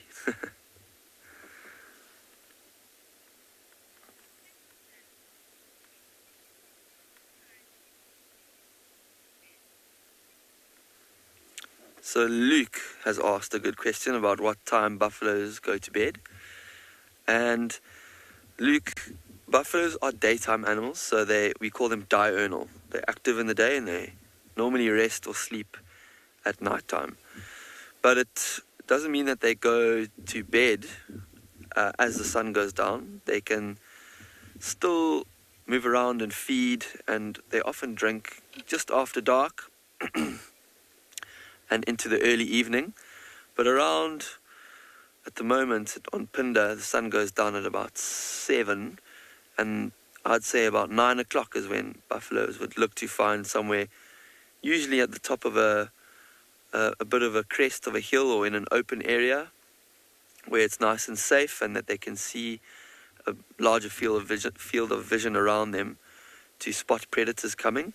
That's where they would settle down. So I'd say about an hour, generally an hour and a half after dark.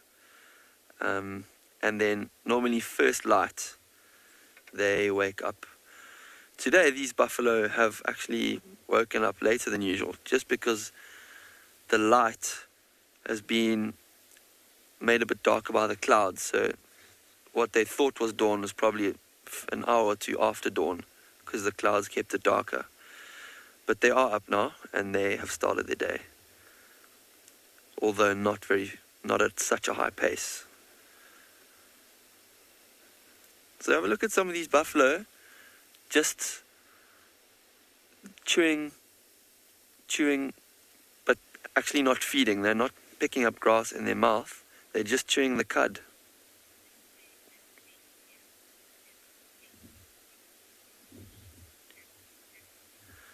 So Sassy Cassie has asked a question about whether there's a matriarch in Cape Buffalo herds. And the short answer is no. And there is quite a complex social structure with regards to buffaloes. In this herd, there's probably 3 or 4 small family groups, and each one of them is made up of quite a few, maybe 6 or 7 cows and their calves, but the dominant gender is male. So the bulls are dominant over the cows, and there's a hierarchy of so if there's 4 or 5 bulls in a herd, there'll be a strict hierarchy. They'll know exactly which bull is the top bull, and every bull will know his place. And they will be the ones that will be the first to defend the buffalo herd against predators, and the bulls will compete with each other for mating with females as well. So no matriarch in Cape Buffalo.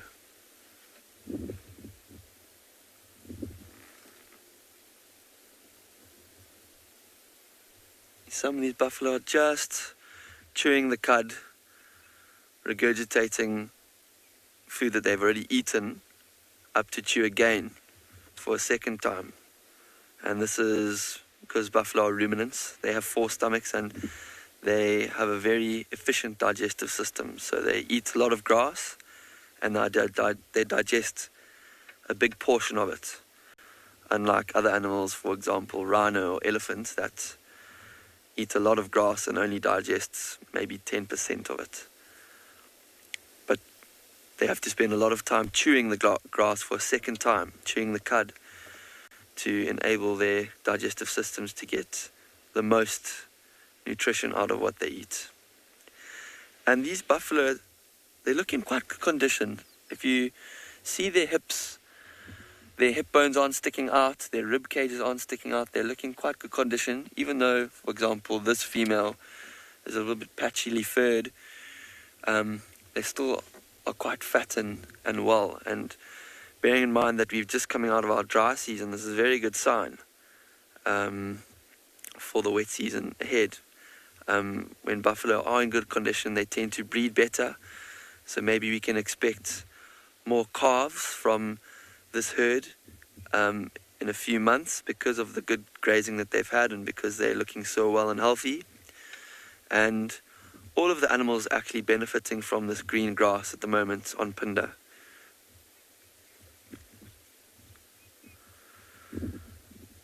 And we're going to stick with these buffalo for a bit more, see how much more they move from here. I don't think they're going to go look for water at the moment. They look like they might actually rest again. But we're going to send you, in the meantime, to another live location.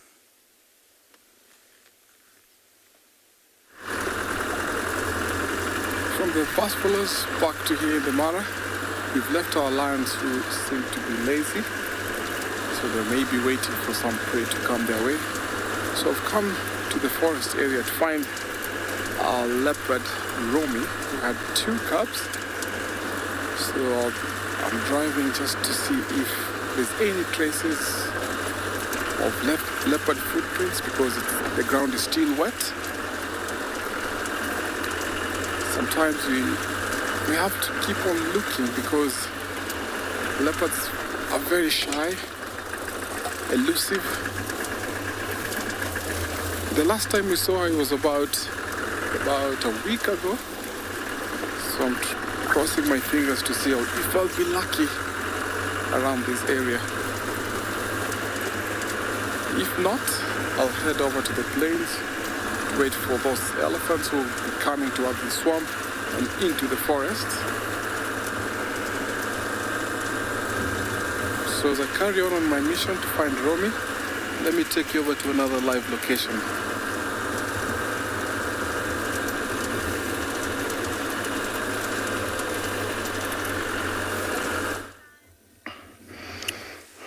Well, good luck, team. Hope you can find Romy for us.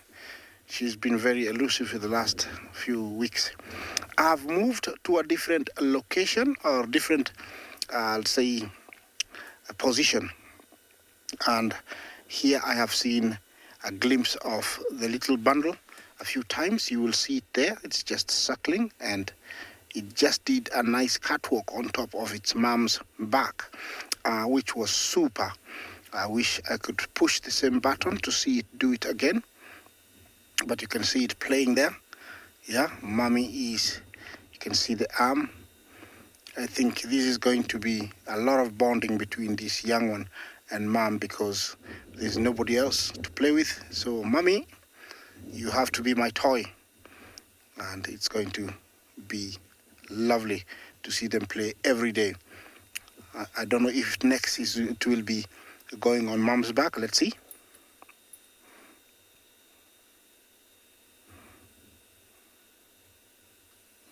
There it is.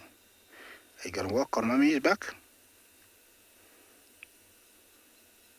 Well, these young lions are born without teeth, and they grow them, but they lose their first set at very early age. There it is. Look at that. Yeah, the problem is it's facing away, because I have driven around. Yeah, there it was. Very, very, very young. Yeah, and so they lose their first set and then grow the set that they're gonna carry for the rest of their lives at a very early age. So here I think it's just maybe growing it's the original set that it's gonna have for the rest of its life.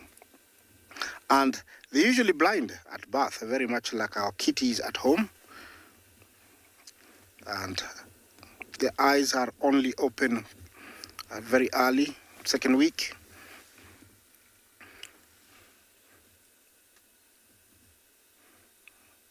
This is a very prime spot for the mom, which means when I say that, it's got lots of hiding places in case of any threat.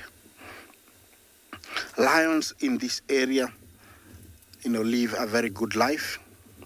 There it is again. The reason is there is enough of everything. And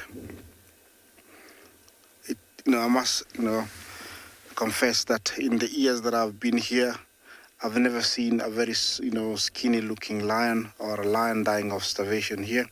I don't know where they go. I rarely, get to see a skull or a lion that has died of death. But mostly I believe they get eaten very fast once they die, because of vultures and hyena seems to take revenge on them when they die. They eat them really, really fast. I think it's because of those times that hard times that they gave them when they were alive. They don't hesitate eating the carcass or eating the carcass in vultures and hyenas. That is the beautiful sight I have here.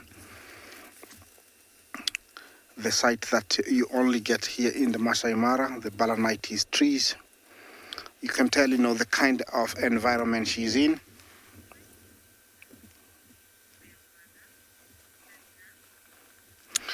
Linda, Jambo, when do these cubs leave their mother? Oh, looks like there's a lion coming. Look at that. Is that Kijana? Okay. Linda and there's a female. Okay, let's see. Let's wait and see what's going to happen. She hasn't picked up that they're there. That's a collared female and Kijana.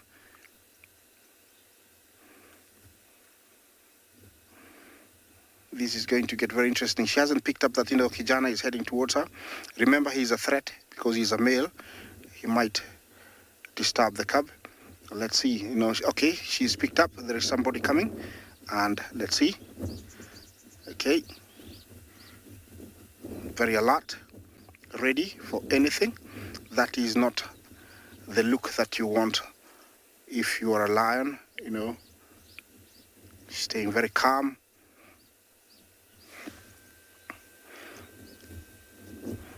I don't think they see her. She has seen them already. The cub is playing behind her. This is gonna get interesting, guys, because right this stage she's very, very protective.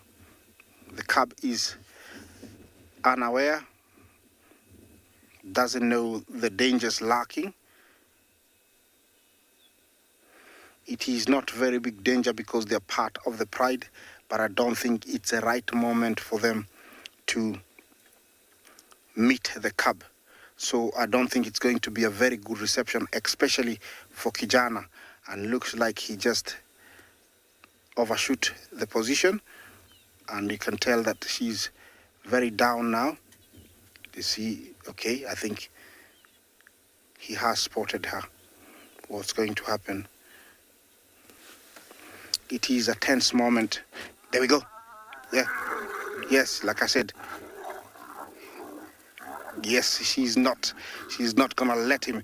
Yeah, she's not gonna let that guy come close to her cub. Yes, very interesting. That is what you get when you get close to a mummy with a cub. They don't back down to any lion or lioness. You did see for some seconds towards the end of the little scuffle that the lioness that was mating with Kijana almost joined in the fight to help this lone lioness. It is typical for them to join hands and fight off, males, even if they're their own. And that is enough for Kijana to understand that this is an area that you're not wanted. And if he tries to move again, it will happen again, without any doubt. And here is another lioness that just appeared behind me. So looks like they were all not very far. And this is what I love about nature sometimes. You just stop somewhere and give it your time, and all of a sudden everything is revealed. They just come out. They just came out to say hello. All of them are around me, but I couldn't find them earlier. Now I don't know what's gonna happen. She might decide to pick up the cup with her mouth and take it with her. And with her picking up and moving with it, it means that and Kijana will understand that he is not wanted. They are very, very protective and very aggressive. You saw that. Okay, let's see. What are you gonna do, lady?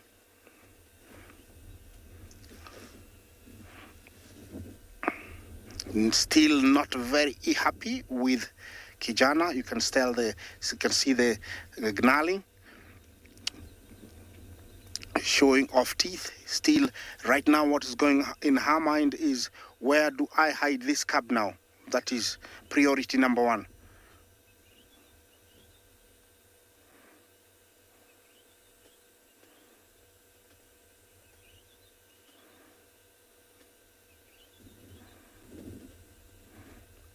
Yes, sitting down. Yeah, sitting down. They know they're being submissive. Okay, this looks like a spot that I'm going to hold on to for the next few minutes. Let's see what else is there.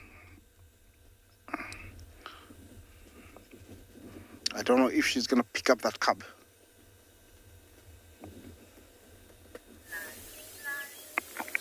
Thank you very much, Isaac. We also still keeping up with our cat this side, the cheetah. And just to add on to our previous track of the mother, here we've got smaller track of the youngster, as you can see here outlined. Again, small pad and the toes there, as you can see, very prominent, and also very deep into the sand. So it just confirms that it is indeed the mother and the three that we are looking for. So we'll be trying to keep up with these tracks, and hopefully when we do meet later, we'll have these animals. Thank you very much, guys. Let's keep following.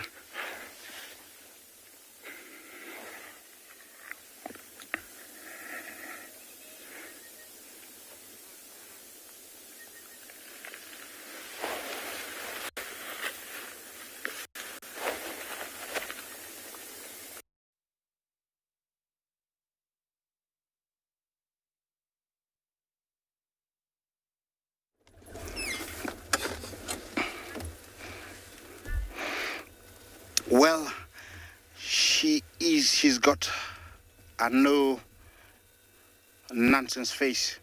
Sorry for my language, but this is a lioness that is so angry right now, and she is thinking so fast.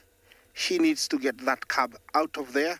At the same time, she needs to, foresee those guys that they don't come close to that cub. She's not ready to, let it meet, the rest of the pride, and that's why she was that aggressive, and that was the reaction you get when you approach a lioness that is not ready. Looks like the cub had walked away quite fast at the cub, and that's why she walked. She walked, really fast. I don't know. Just hold on. Okay, looks like okay, I'm gonna wait here a little bit. Maybe the male lion is walking there. Is the cub there? If it's there, she's gonna come back roaring at very high speed, of which I don't know if the cub is there. Let's see.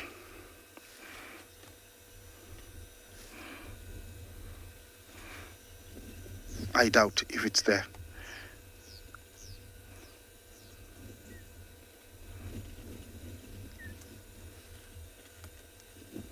No, it's not there.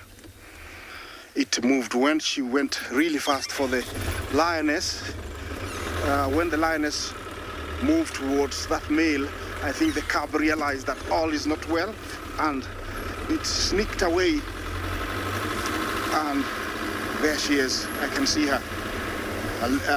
There she is. But we can't see the cub. But her reaction, you can still tell that she is not happy. There she is.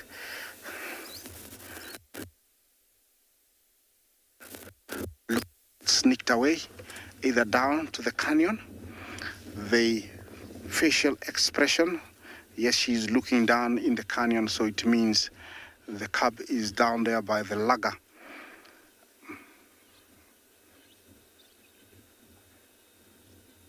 She's gonna catch up with her cub, who is hiding somewhere down there. Definitely she can pick up the scent, and this is what is important, that the cub, the scent of the cub is the only one around, so she can find the cub. Definitely it's down there somewhere. You can tell she's looking down.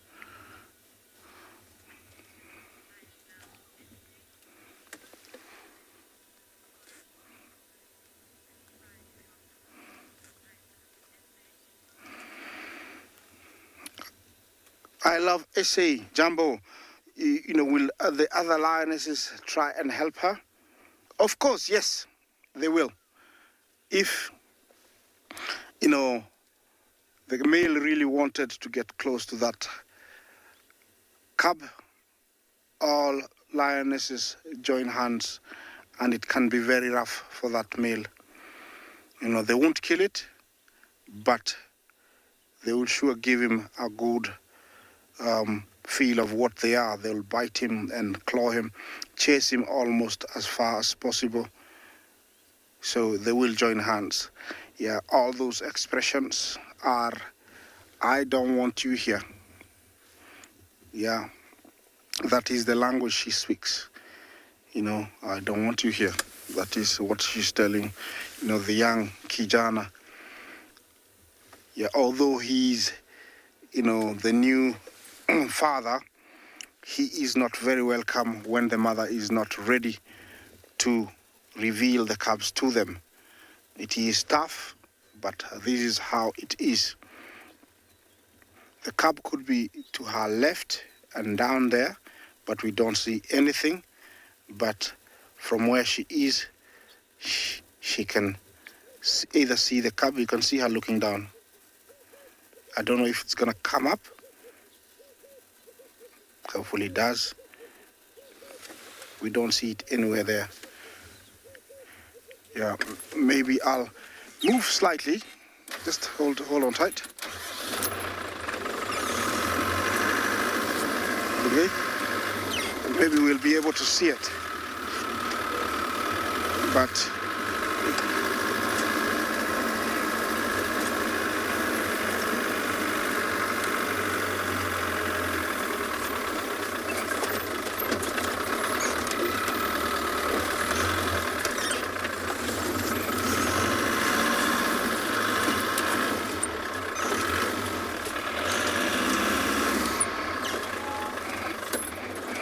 well, I don't know if we'll be able to see it. It's a better angle from where she is.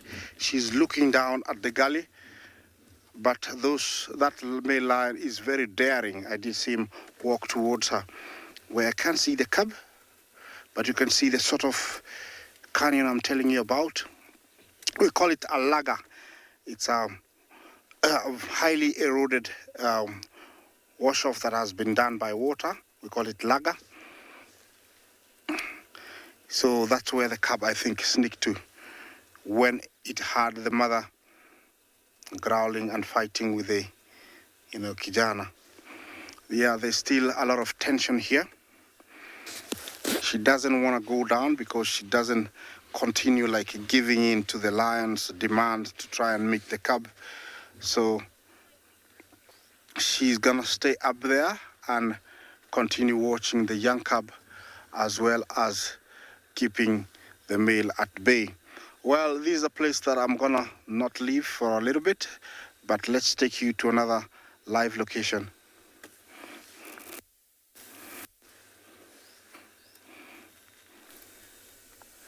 How cute is that little cub? So here we've come across cattle egrets who seems like they're sunbathing as well as hunting for vertebrates, fish, tadpoles. These cattle egrets, this black-headed heron, sacred ibis, hammercops. Oh, there's lots of birds here. I can also see a little egret, African jacana. So there's a mixture of birds here, which is so nice to see.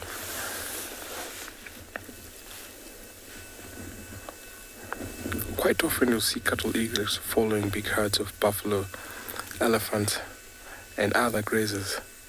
But sometimes they'll also come to the marshes where they get an advantage of the crustaceans, they get advantage of the vertebrates, and small insects that are around the pools. You can see how the heron is walking slowly, trying to locate prey.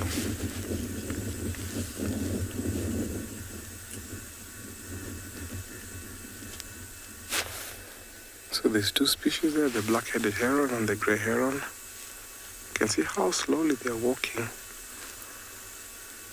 Despite them, sometimes in the waters where they'll be hunting for fishes and tadpoles, they also like hunting for snakes and small rodents in the long grass.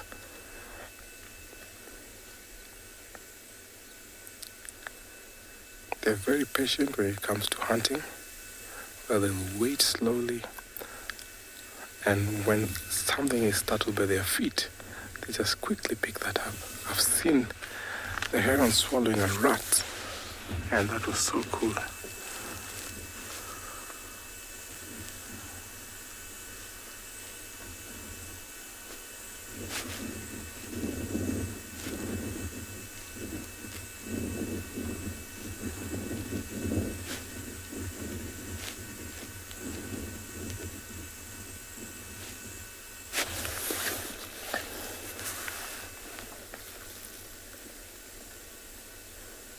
So I'm sure those buffaloes in the background, as they start moving, the cattle eagles will begin to follow them, and they also get that advantage. Sometimes you see them riding on the backs of these herbivores as they carry on grazing, and those insects that are disturbed, these birds get an advantage to eat that.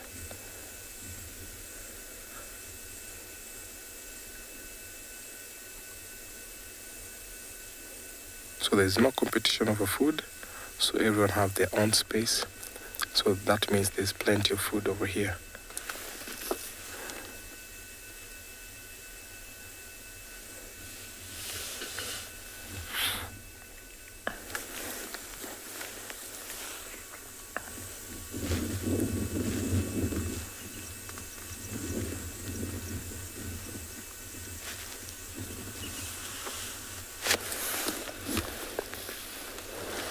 You can see how the herons are walking in a very slow pace.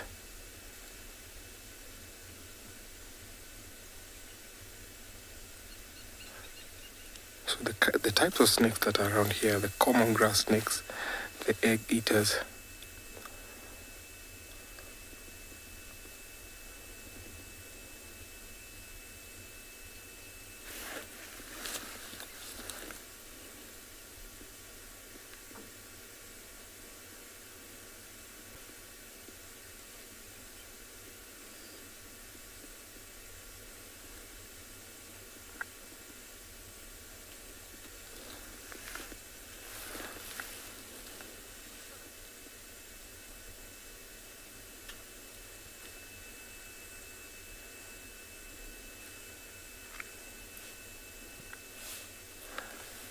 So in the afternoon, you find elephants, buffaloes, and other herbivores coming to this marsh where it's rich in water and other soft grasses. And then in the afternoon, we see them walking back towards the Ololo escarpment. So these birds have come early, where they get that advantage.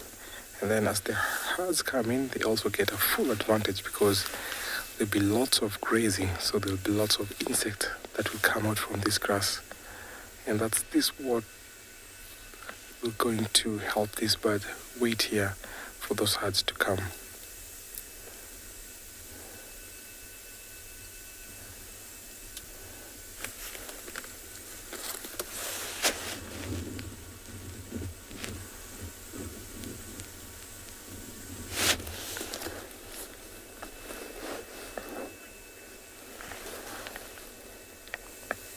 So I'm going to leave and see what else I can find, or maybe go back to where the River Pride were resting as I take you over to another live location.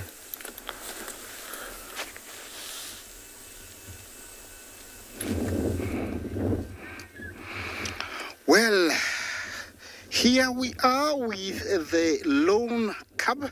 Looks like when Mom went for the male, he came down and rolled that canyon all the way down. But now it's struggling to climb up. You can see Mom is up there waiting for it to come, making sure that the male doesn't approach. Looks like it's a very difficult climb because every time it tries to climb, the ground is breaking, so it slides down. But it's the only one. Look at that. Mom is not worried at all.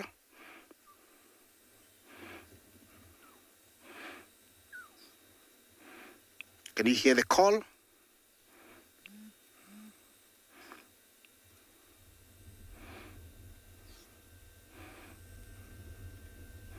Yeah, looks like a male. I'm now happy that I know it's a male. And also, I was saying he, so it's a male. Look at that cutie. Very big paws and arms. Looks very healthy. That is a very serious, spot. It might roll down all the way down to the canyon. It's only halfway up, 3/4 up from below the canyon.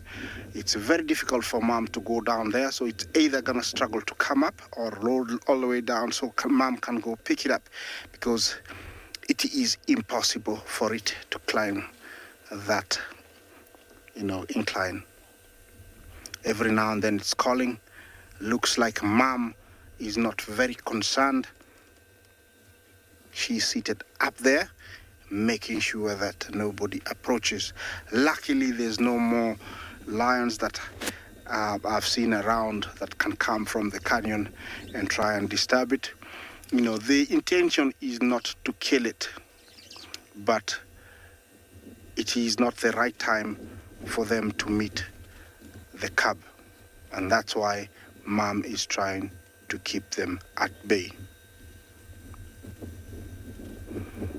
She might look like she's very relaxed, but I tell you, right now, she's thinking a lot.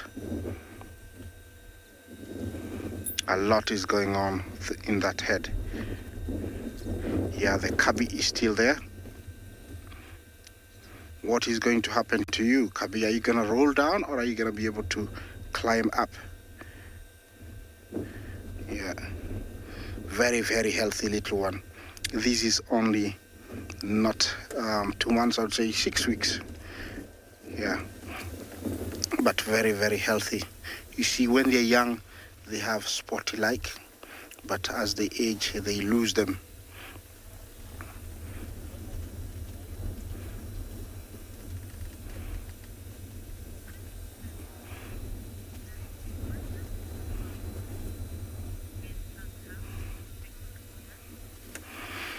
Victoria, why does Mom not get her cub? Well, the situation here is very tense. If she loses sight of those lions and lionesses on top there, they might come towards her, and that's what she doesn't want. She would prefer to keep an eye on the lion and the lioness and continue listening to the cub instead of going to rescue it, because she doesn't want to go there and then they follow her. It's like giving the exact position where the cub is. That is what is happening. But if it was on a flat ground, the cub would have made it towards Mom quite easily. And also, she doesn't know what the cub is facing over there. She's hoping that it's gonna manage and climb up and meet her. The cub does know that Mommy is not very far, and that's why it is trying very hard to climb that loose, steep bank.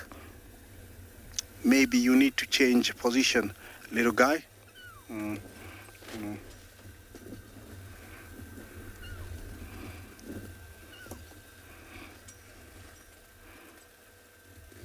It is very tough. It is a situation that you don't want to, young cub to be in. Remember, this is nature, and there's nothing we can do. I must tell you that all is well for this cub. Mom doesn't know that it's very steep.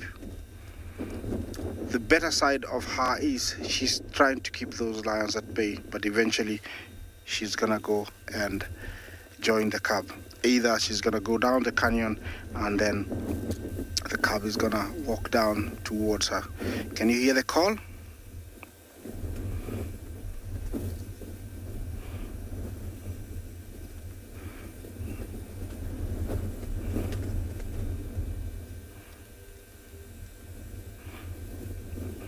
I don't know how it got down there. It could have rolled down and then tried to climb that wall, and then it came to where it is. There is a little spot where it's sitting. It's not as steep, but everywhere else it's loose bank and soil. What are you gonna do, little guy? Okay. Gathering some courage. Also very scared. The facial expression is, trying to scare anything that's trying to watch her. We're quite a distance, and it doesn't know we're here, we're watching. Yeah, there comes Mom. She's walking towards her. I don't know what's gonna happen here. Yeah. I don't know if she's gonna make, call it to give it some encouragement, but you can tell she's concerned. It's not very far distance. It's like 6 feet, the distance from her mouth to the cub, but it is very steep. Yeah, that is the call of desperation with the cub. Ow! Ow! Ow! Yeah, it's not me.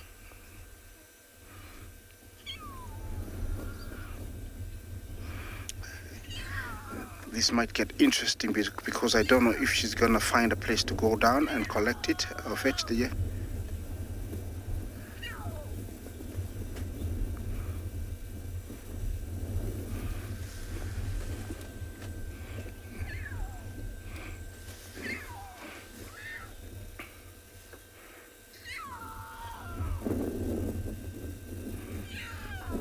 Okay, what are you gonna do, mommy? I'm sure the cub. Okay, there we go. Look at these guys. Yeah, mommy's love. Look at the encouragement it's given the cub. It's trying to come up, but she backed up too quickly. She thought it was making it. She backed up. You need to go down, mommy. Okay, there we go, guys. It's too steep for her also to go down. She really wants to go down.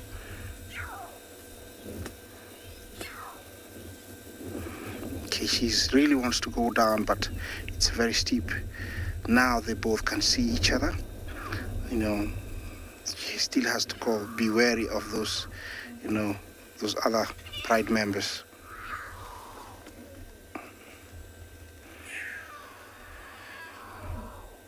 Yeah, that is the call of desperation with the cub. It's like, what are you doing, mommy?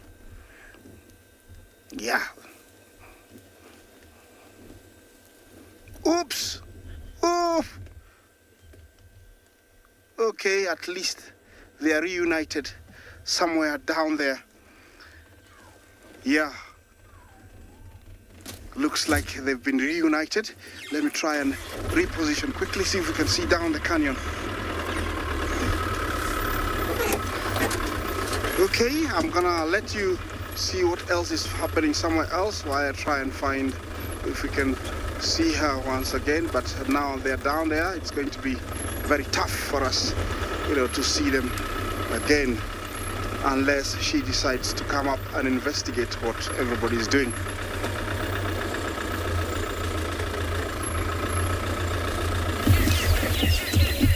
Well, talking about better views, we have the most epic view of Tswalu and the cubs. We have all three of them, and there's a track for Mulawati that was with them. When we were tracking them, we found their tracks and him following them, so he could also be around. I say Mulawati, but a big male leopard that was following them. But how cool is this? Look at that view.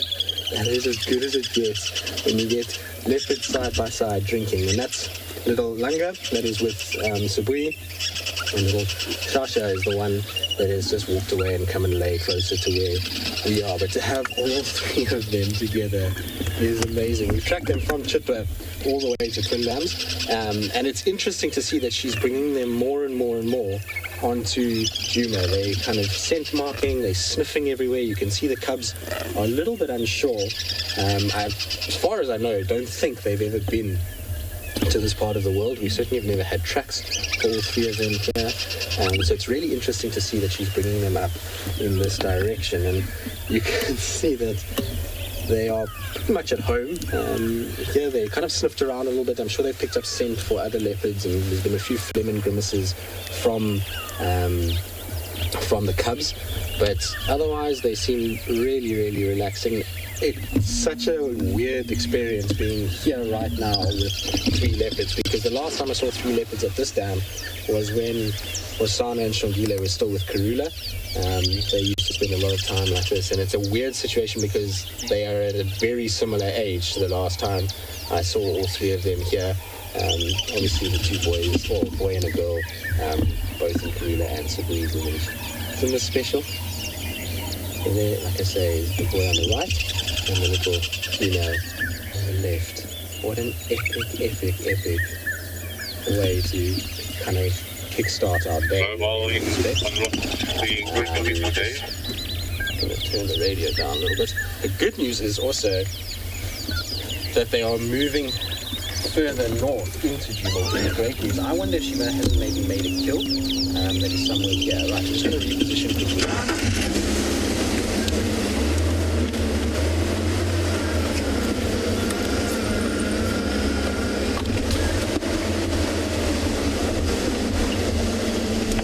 All right, so we're going to try and catch up with these three, see where they go. Hopefully, get some leaders to get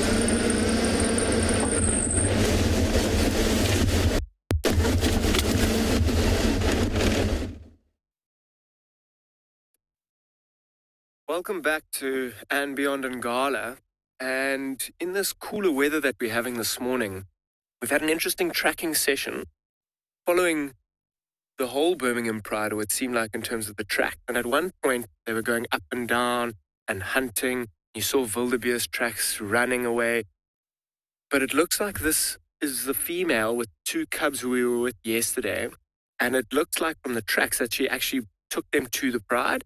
And they covered some distance, and with these cubs being the youngest out of the whole Pride, they often can't keep up. So it seems like Mom has kind of fallen back and is resting. You see how she's kind of well out. Even the cubs are looking a little bit exhausted after quite a long evening of moving around.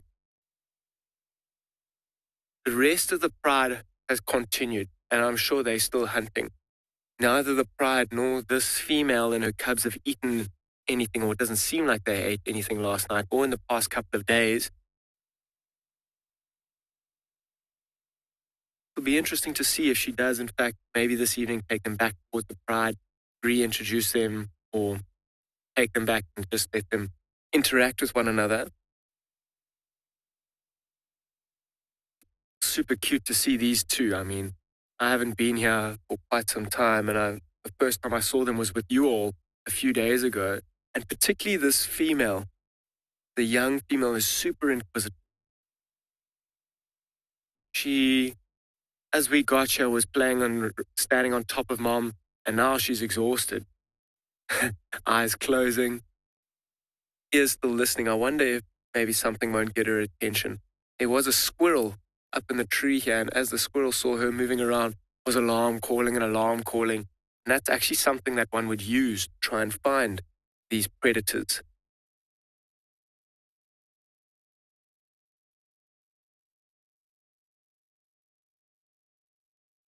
Now they're in quite a thick area. On the other side as well, there were two male impalas who were kind of fighting and tussling between one another. They, by mistake, ran in here. This mother would be up in a flash, and that would be a perfect meal for one lion and these two cubs. Wouldn't last them very long, but that would keep them going for the next couple of days. And even if she did make an impala kill, maybe that would prevent her from taking the cubs so far.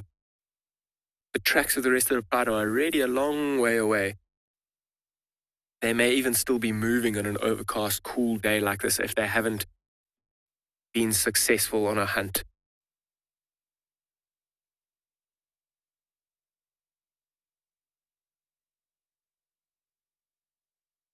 This little male is watching us for now. And what I'm going to do is I'm probably going to spend the next few minutes here, see if any activity happens. And if not, I'm probably going to continue to try and see if we can find the rest of the pride.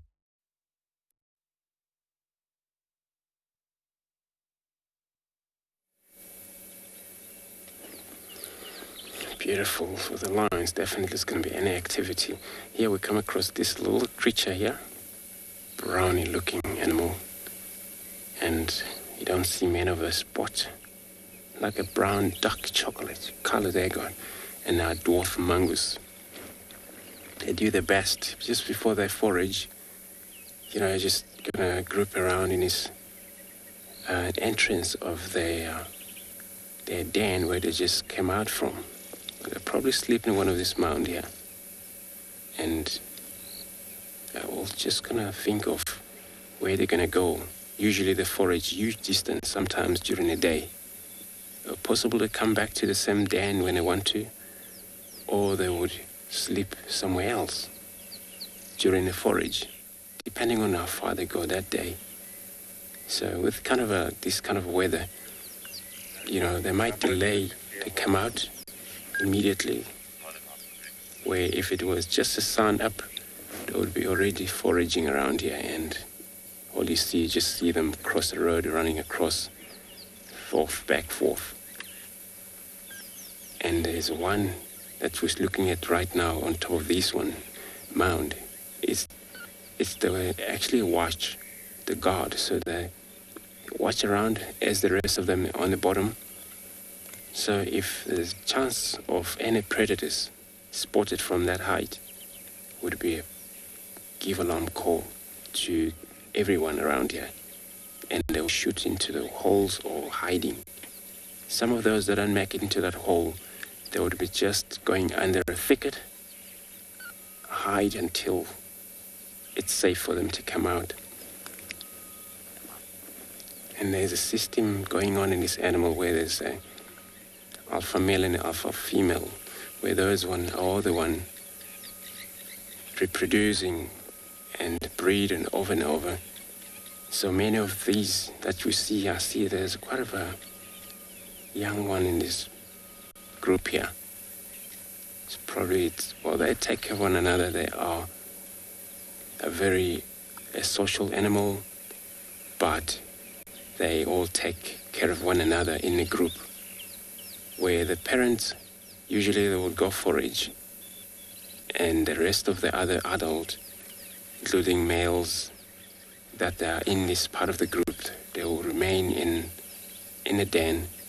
This is when they have young ones, so they take care of the young one while their mothers are gone. And the mothers, for them to come back is their job. Especially female, come back to give them a milk. And then it's only time those were in a den at that time to...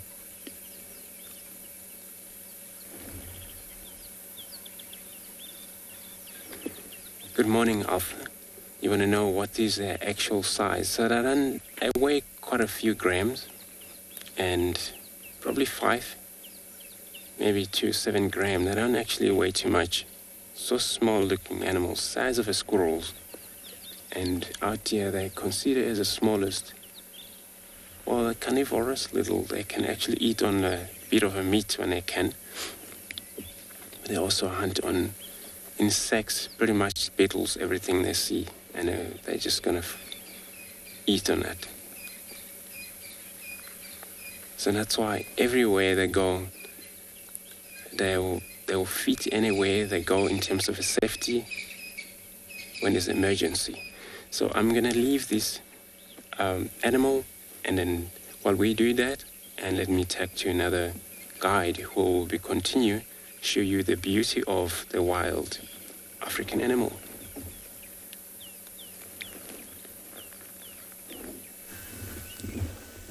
I like watching and spending time with the dove mongoose, which is very interesting. Now here we've come across 2 male giraffes that are sparring. This is one of the social interactions that giraffes are most likely to be doing, especially young male. Sometimes during courtship, we can see giraffes necking, but this is not serious. This is just gentle stroking action.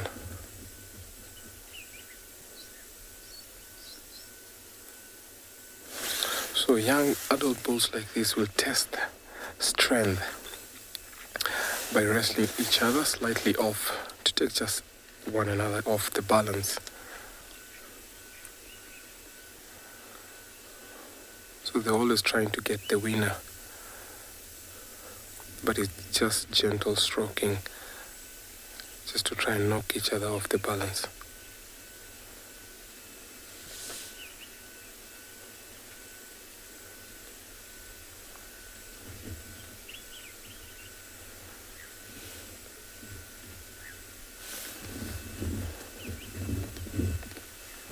So in real fights, all bulls swing their heads so hard that the blows can be heard even up to about 20 meters or even 30 meters away.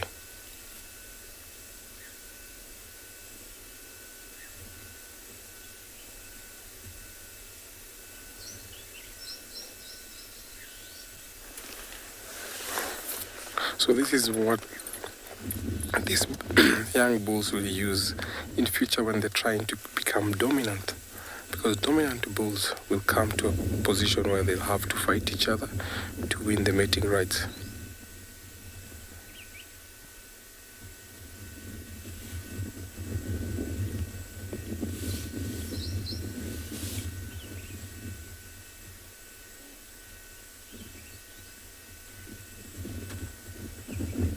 So they stand side by side, trying to move, and just watch as they splay out their legs for good and firm balance before they stroke or swing their head. So that one is trying to get in balance, and then stroke, stroke, again. So if it was a real fight, you see that they try to actually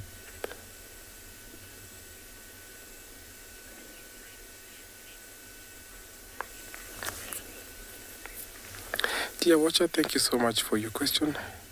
They hardly break their necks, but I've seen them where they target. Sometimes they target the legs and behind the head, where it's much softer behind the head. But only sometimes you can find when one falls down, can break their neck. But this is very, very, very rare to see them breaking their necks.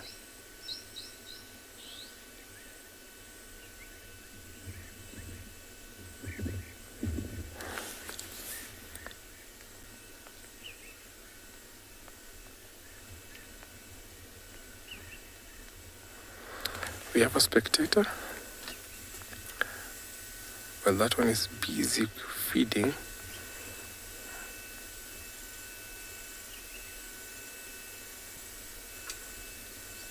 Oh, could be there's another one there.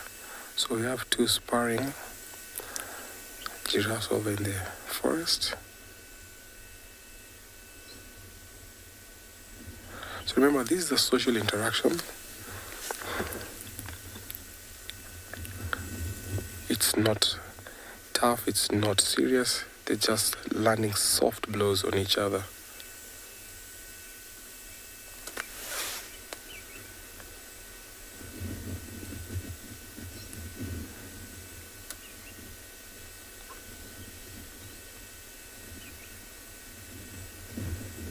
So those soft blows and sparring is what wears off the tuft of hair on the tip of their horns. It's not frequent in females. Only bulls do that quite often. But sometimes you can see females and younger males doing the sparring, but it's most predominant in male younger bulls. And of course, big bulls or old bulls will go on serious fights. So the continual sparring makes them lose the hair on the tip of their horns.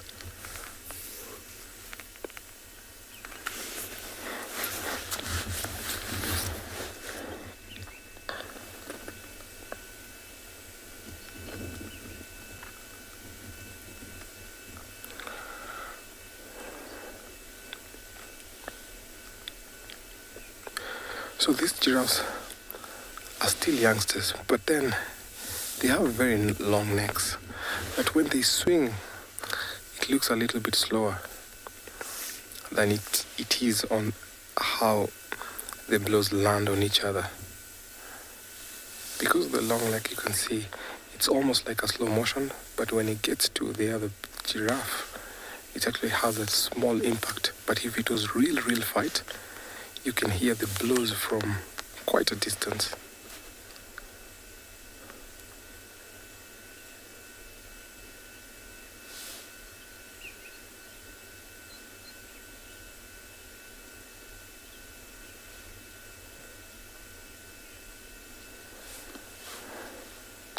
So I'm going to sit here and watch who's going to emerge the winner of this sparring contest as I take you over to another live location.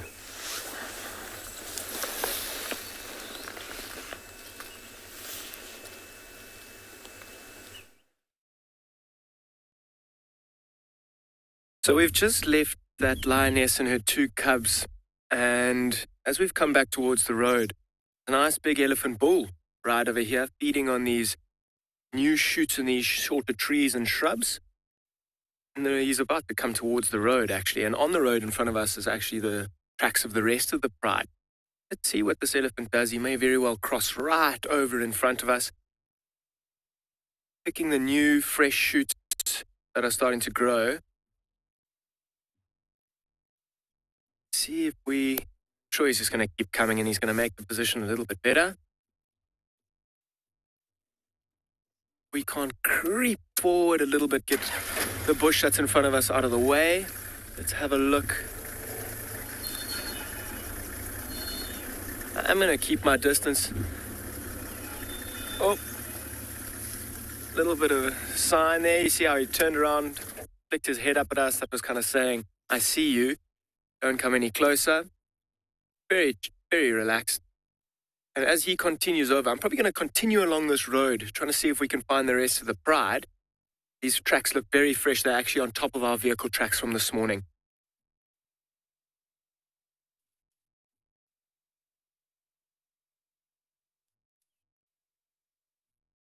While he tries to find the rest of the pride, we're following Tswalu and the cubs in the hope that maybe, just maybe, there is a kill somewhere nearby. I'm going to just go for a push between us and them. They are moving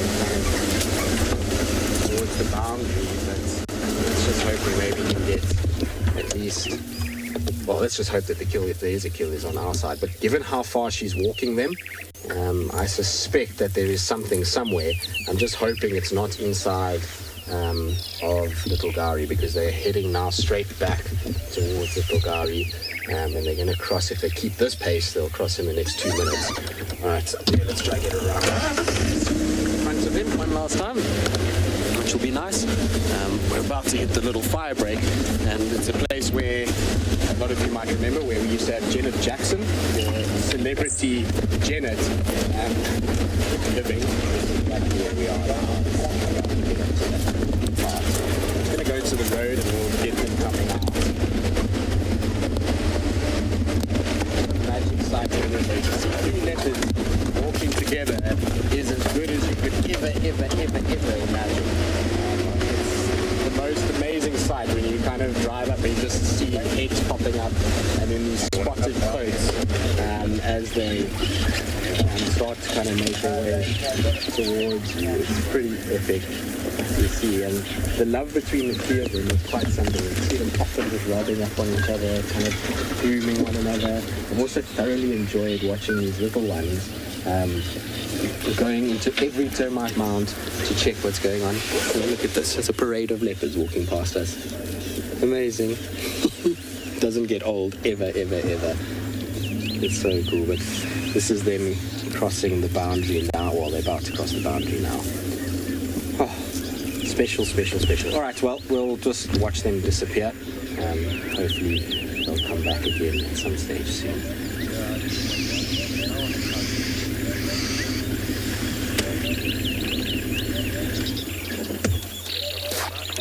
Wonderful.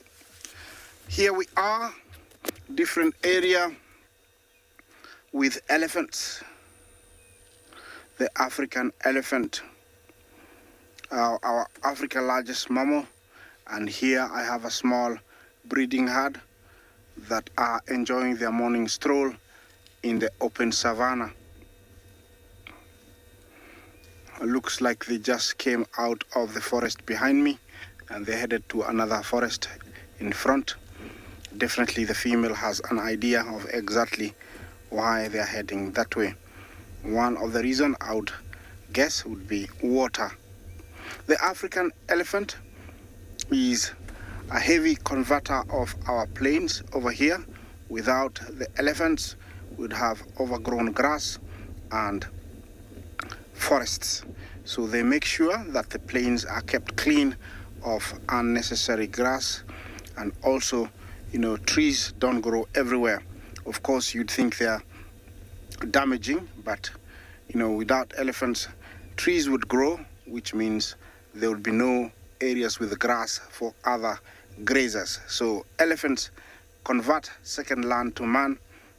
They convert land second to man, and they are very essential, and they play a very big role in making sure that all the other animals exist, because they get rid of the bushes and there is enough area for cheetah to find, antelopes, and so lions can have, zebras, wildebeest, because without elephants this would be overgrown with with bushes.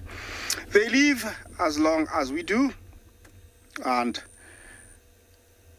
they carry their babies the longest of most mammals, up to 22 months. They give birth to one every about 6 years, and their eyesight is very poor.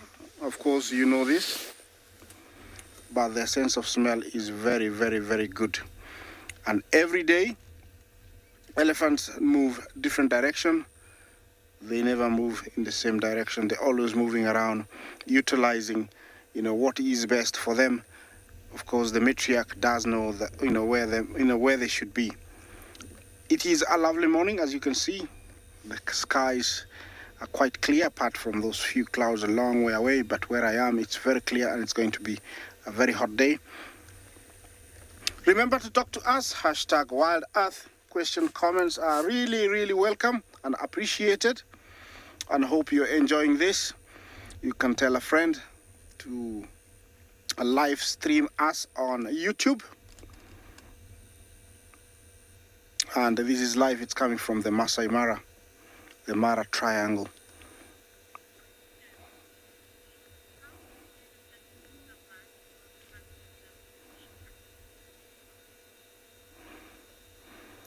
Louise, did you say how they survive with a little sleep? I hope I got it right. Well, it is natural for them. They sleep very short, and that is how they are. It is natural for them. You cannot compare them to anybody else. They need very little sleep, because they don't necessarily need 12 hours of sleep like us, because their big body and the poor digestive system dictates that they have to be constantly eating. They have to fill up their bellies, so feeding takes more time, and sleeping is not a priority. Only sleeping, very few hours, and it is natural. It might sound like they are sleep deprived.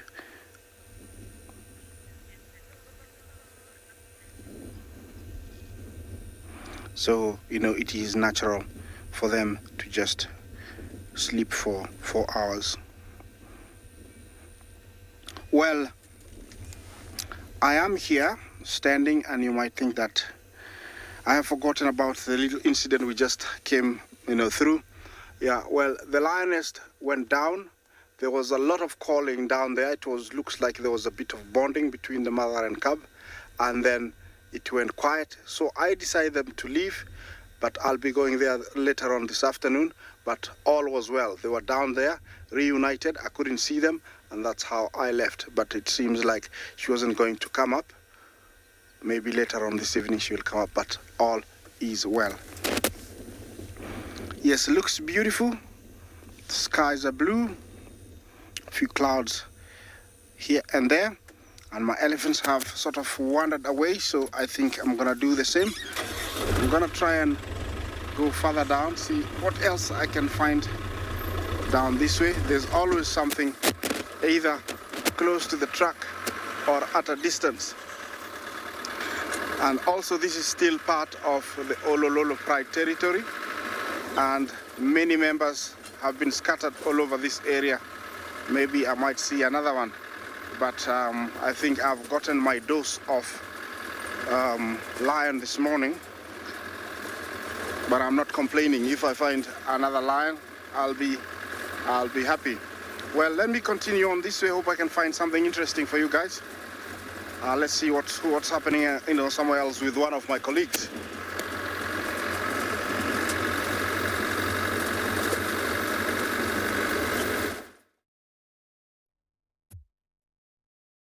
Isaac, we are currently here with some more lions. We haven't quite got our dose of lions just yet. We spent quite a lot of time tracking them and ended up finding one of the Ross males, one of the males that are in charge of the pride here. Oh, look at his big tummy. I wonder, his tracks were with the rest of the pride this morning. I wonder if they didn't maybe make a smaller kill in which he very stole it and ate lots of it. But very interesting. Look, he's even got some blood and fluid on his face. That old wound as well. But very, very big tummy, breathing quickly. Now, quite interestingly at this scene, so as Owen zooms out and as he zooms in, there's an impala ram that's been stored underneath that tree. Now, very likely, the pride isn't around here. He could steal something like that from them. However, he very likely killed this himself. And you see how interestingly it sits right underneath the tree. He would have done that on purpose. He would have taken the impala. An impala lion is very small and it's not going to last him very long. He would have taken and dragged it under the tree just to kind of keep it there. One of the reasons he'll do that is to avoid bringing any kinds of unnecessary attention towards this carcass, particularly from vultures. So vultures hunt exclusively by sight in this area. And when they're flying up high, they'll use their incredibly good vision to try and look down and find carcasses. If that carcass is stored under a good tree like it is, they won't be able to see it. They won't come down and they won't bring any other attention towards it. Now, lions would follow the attention of vultures as they start to come down. Other lions will come, hyenas will come, and then their attention will be brought towards this male and his kill, in which case he may end up losing it or having to fight to protect it, in which case he'd be risking an injury. So being so full at the moment, he's keeping it for later.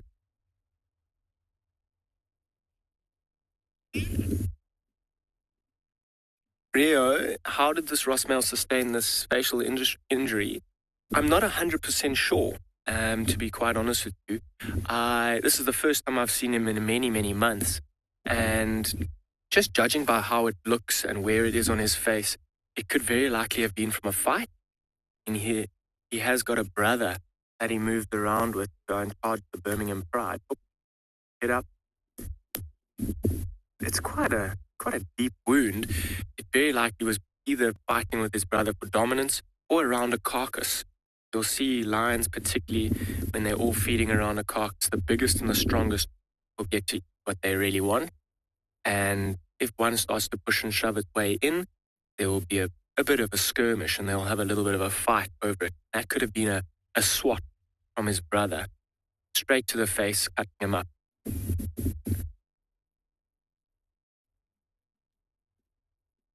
It doesn't look too bad. He doesn't look too worried about it, particularly if he did manage to kill this impala, eaten something last night as well. So he seems to be doing all right. Being a male lion is pretty tricky, particularly when you pick a large pride, Birmingham Pride. He's got his work cut out for him. He covers huge distances in the evenings, calling often to ensure that other male lions don't come through. And if other male lions do come through, he'll have to pick them, and he may come off with worse injuries than that.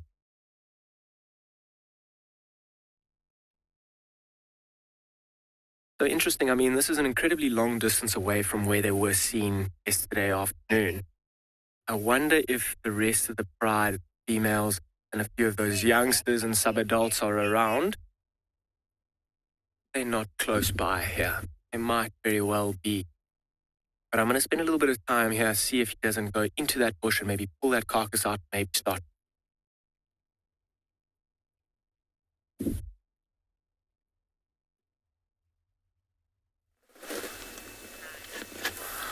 So back to our lions, who seems like it's only one.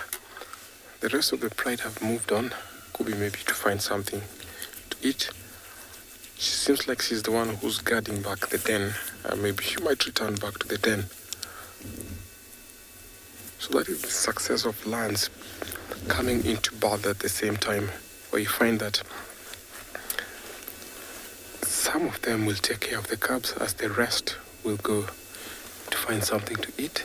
Seems like we've gone to shade.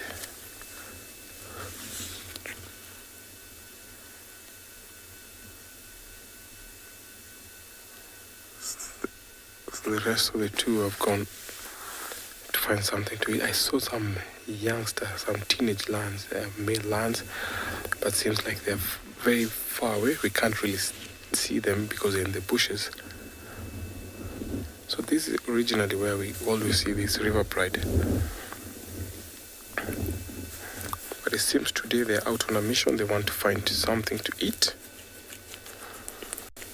So I left them here, went to find Romy the leopard. It was not successful. So got back here. And it seems like they've not changed position. I watched these lionesses go out on a hunt. And I tell you, they are strong. She's seen an impala. Look at how she's just watching the impala.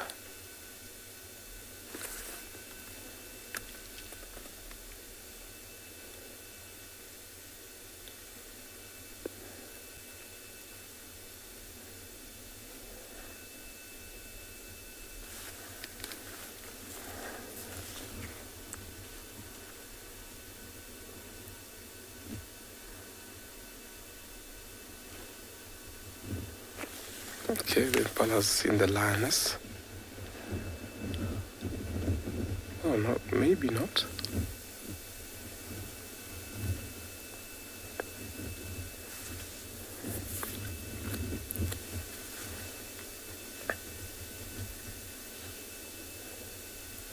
Now I think he's got eyes on her.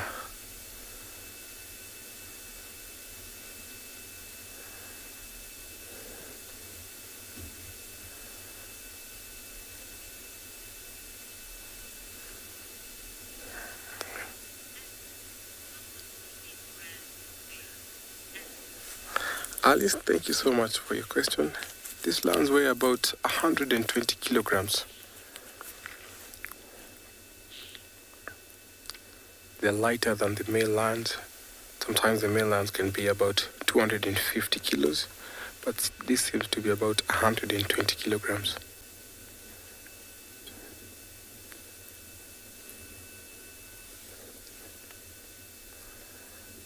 As soon as the impala saw them, he ran off. So we'll be back to resting again. Sometimes when lions are resting, the opportunity comes their way and you find that they will just crouch, sit, and wait to attack, despite them sometimes walking all the way to find game. Sometimes it comes their way.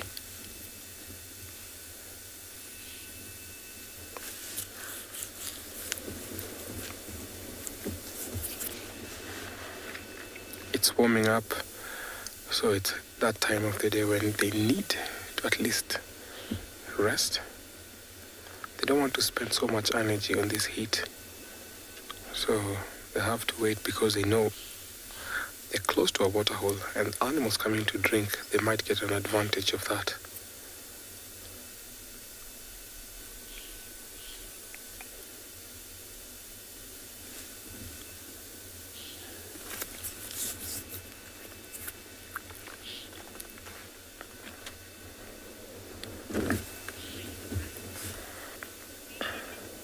I'll sit here for a while to see what these lions will be up to as I take you over to another live location.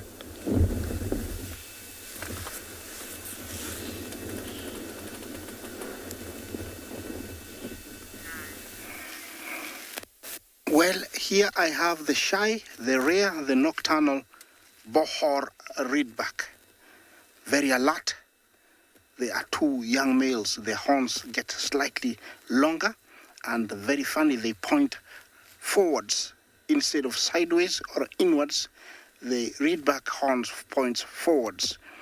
It is an antelope that is very active at night, and they have this whistling, whistle-like alarm call, very loud.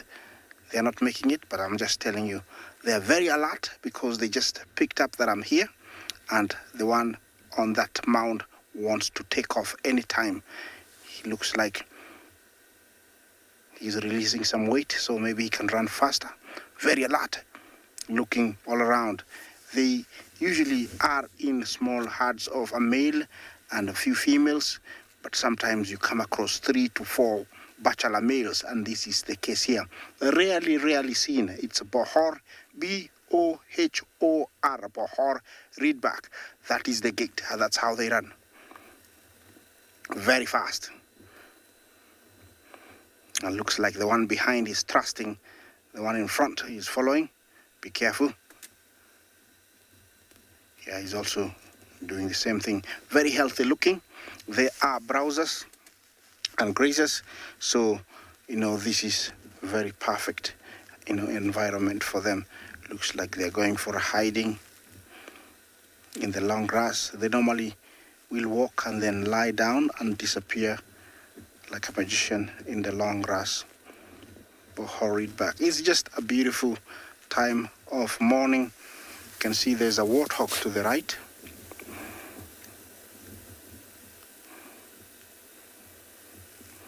And some elephants a long ways away. Yeah, is he gonna lie down, the Bohor reedback?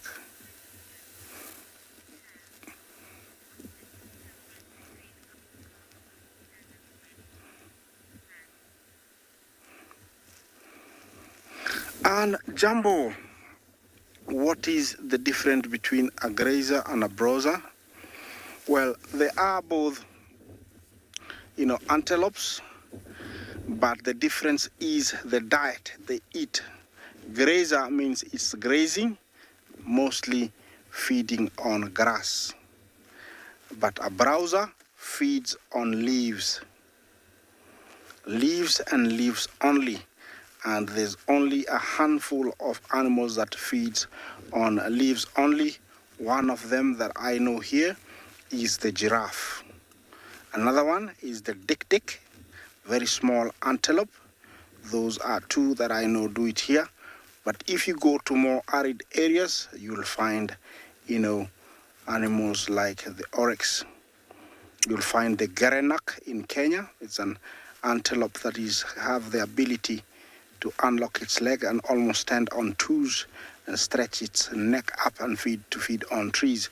So they feed on leaves. Browsers feed on leaves, grazers feed on grass. That is the difference. Looks like they don't want to be famous on camera, so let me leave them and move further up over here. I have a big herd of buffalo coming, so I will stop there. Yeah, remember to continue talking to us, #WildEarth. Questions and comments are really welcome. It's turning to be a very beautiful morning. I have a big group of buffalo here. You'll be seeing them shortly. They're all over. Looks like that one of our big, herd. Look at this guy, Bungay. He's got a beautiful set of horns.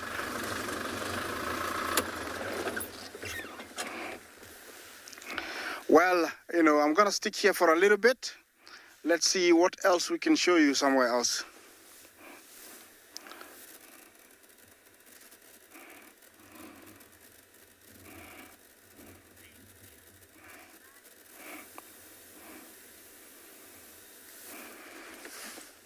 Well, I have the Cape buffalo.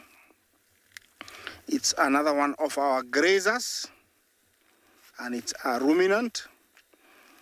And you find the Cape buffalo from here in Kenya and slightly above the equator all the way to southern Africa. That is a fully grown male.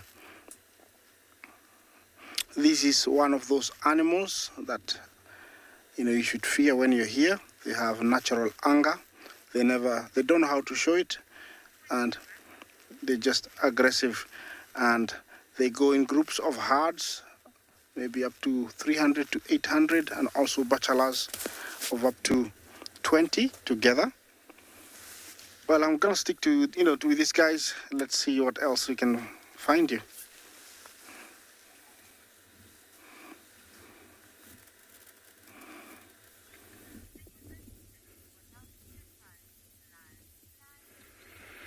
Welcome back to Tswalu Kalahari. As I said this morning, we were looking for cheetahs, and what a success. I couldn't be more excited. We're going to try keep up with this female and 3. It's exactly the same set of tracks that we were looking for this morning, and what a success. I like it when a plan comes together. So let's keep following and see where this female takes us.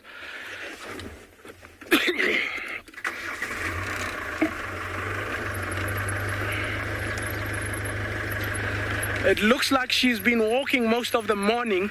I mean, it's quite an overcast morning today, so it makes sense that she would be moving about, probably in search of food, because it doesn't look like last night or late afternoon she was actually active or got lucky with hunting.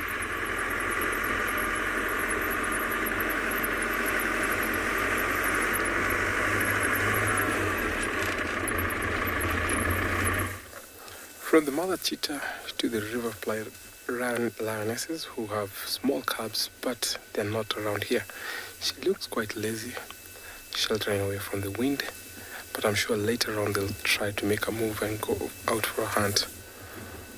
So I'm hoping that maybe in the afternoon they'll be out again trying to hunt. So I think I might leave them because nothing more is happening here. Maybe they're waiting for an easy opportunity because they're close to the river, a small stream where animals might come to drink, zebras, wildebeest, Thompson gazelle, impala. So maybe they're waiting for that opportunity. So just leave them, and maybe to find them maybe later on in the afternoon as I try to find something else.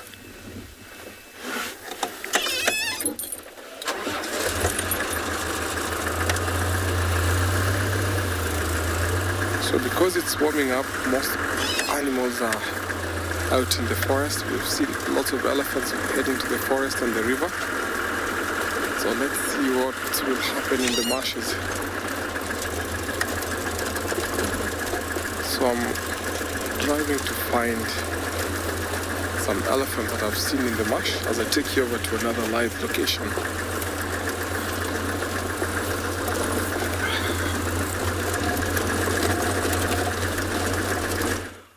Welcome back to Ambient Pinda. We have managed to find an animal for you this afternoon. It's been a very tough, morning. It's been a very tough morning for us. It's cold and windy and the animals have been hiding from us. But we have found this giraffe feeding on what looks like a knobthorn tree with a beautiful backdrop of the Lebombo Mountains in the background. So have a look at the giraffe's horns, and in actual fact they're not horns, they're called ossicones. They are special growths that come, bony growths from the giraffe's skull. You see that they have got fur all the way to the top and even on the tips of those ossicones. That tells us that this is a female giraffe, so she's a cow. A male giraffe would have bald tips to his ossicones from fighting with other males. He uses his horns or his ossicones to hit against other males' necks. And I believe you were watching some giraffes necking earlier on in the Masai Mara.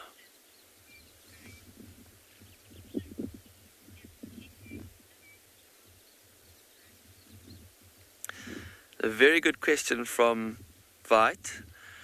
Do giraffes ever kick other giraffes?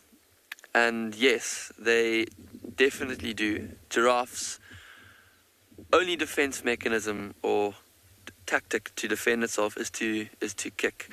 And I don't know if you can see those big powerful legs on screen. Yes, you can. Those are about as tall as a human being, and they're very well muscled. They can inflict a lot of damage onto another giraffe, but mostly that kick would be directed towards predators that are pursuing the giraffe. And if, for example, a lion is probably the only predator out here that would consider attempting to hunt a giraffe. If a lion was behind a giraffe hot on its heels, one kick of those big legs would be enough to put it off for a long time. I've seen videos and I've heard stories about giraffes killing lions with that powerful kick.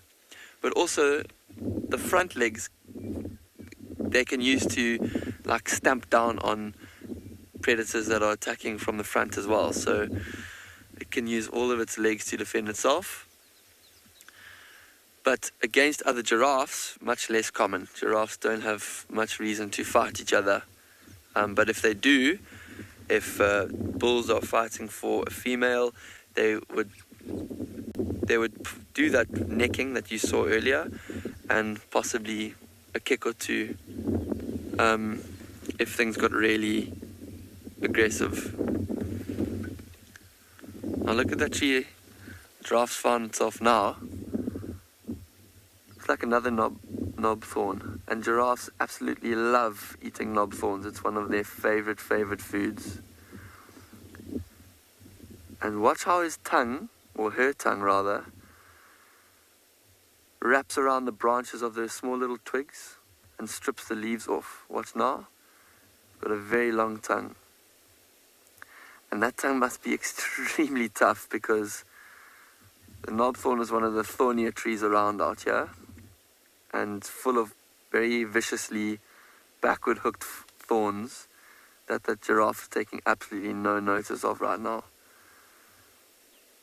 Just chewing straight through the small little new growth, the small twigs and beautiful green leaves that have just come after the rains that we've had early on in the season.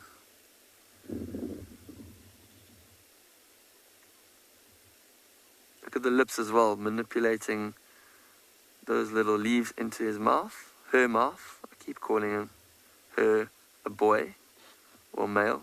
She is a cow.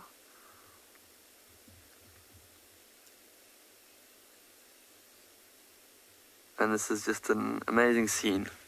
The sun is starting to come out. It pops its head out every now and again, but it's still a beautiful, misty, overcast day, and the green is looking very green when the sun comes out. We're going to stick with this giraffe and see if any others pop out of the bushes behind. We do hear some of them feeding, and we're going to send you off to another place to see what you can find that side.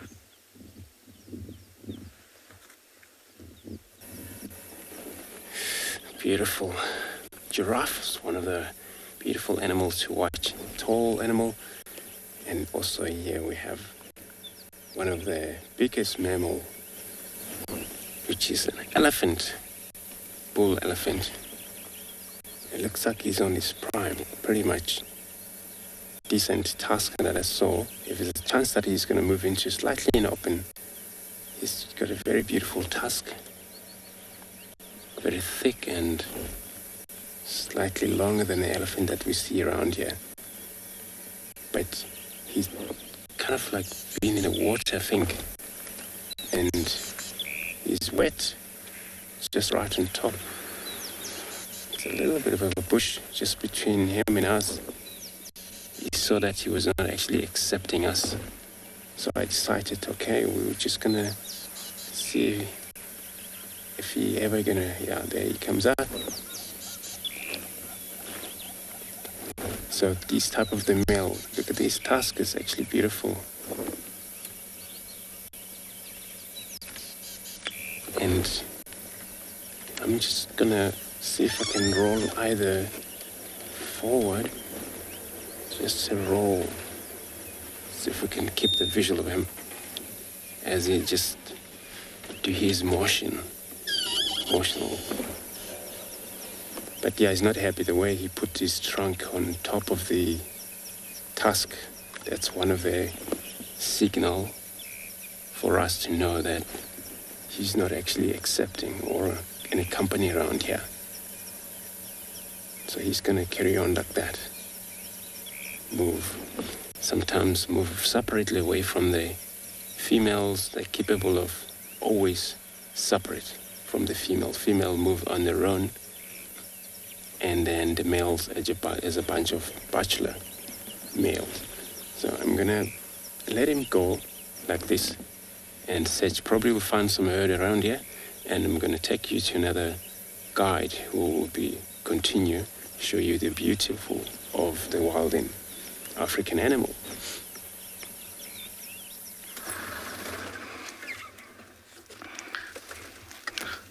Well, I left the buffaloes and I've come across these elephants down by the laga, and they're having a drink of water at the same time climbing up the bank to go across.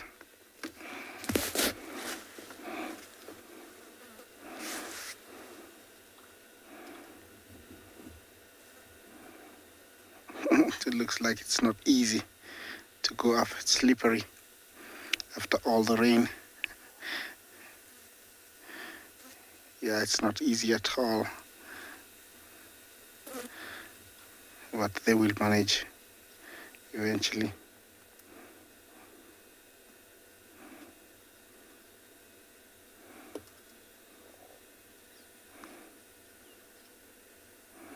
There we go. Well done, young man. Well, elephants are very smart, and they can adjust to a situation like that one very quickly and know what to do. And it wasn't that hard for them. They have crossed, and looks like the female did dig a bit of soil there, threw it on her back. They do that, adding layers and layers over time that acts like sunblock so that they don't get excess sunburn on their backs. Definitely they have something in mind. Yeah, elephants are very intelligent and smart, and they'll choose to be in a certain area for different reasons, and the matriarch usually is the one who knows where they need to be, because there is plenty of grass here. There is a lot of browse. They should have stayed, but she knows what she wants for them, and she's taking them there. The matriarch, I think, is the one to the left. Yeah, does the young guy want to drink? Yeah, looks like it. Mom is not ready. She's the matriarch, I think, that one there. Very big. And heading out to the trees. That is the mission, I think. Maybe there is a creeper. Maybe it is cooler up there. She doesn't want them being out here in the open. And that could be the plan. Yeah, looks definitely they're not eating. They're on the move. And there is something in their mind. I'm gonna watch them walk a little bit as we take you to a different location.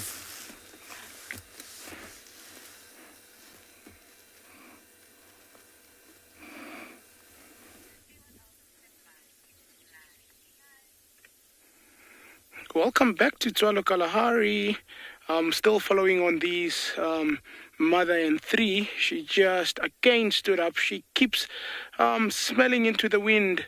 As I said, it's quite a cloudy day today, so it looks like she is very keen for looking for something to feed the youngsters and also to feed herself, and that's why she keeps standing and finding shade and moving on for the day. So let's keep up and see. I mean, these cubs are at the age where they are about, I would say, just under 4 months. They at the point where they start losing that black. Actually, when they are born, they look a little bit like rattles, if I can call it that, or honey badgers, as some would refer to. But they are at that stage where they're starting to lose that coloration and actually getting the true cheetah colors. So we'll keep following and see what happens. Thank you very much.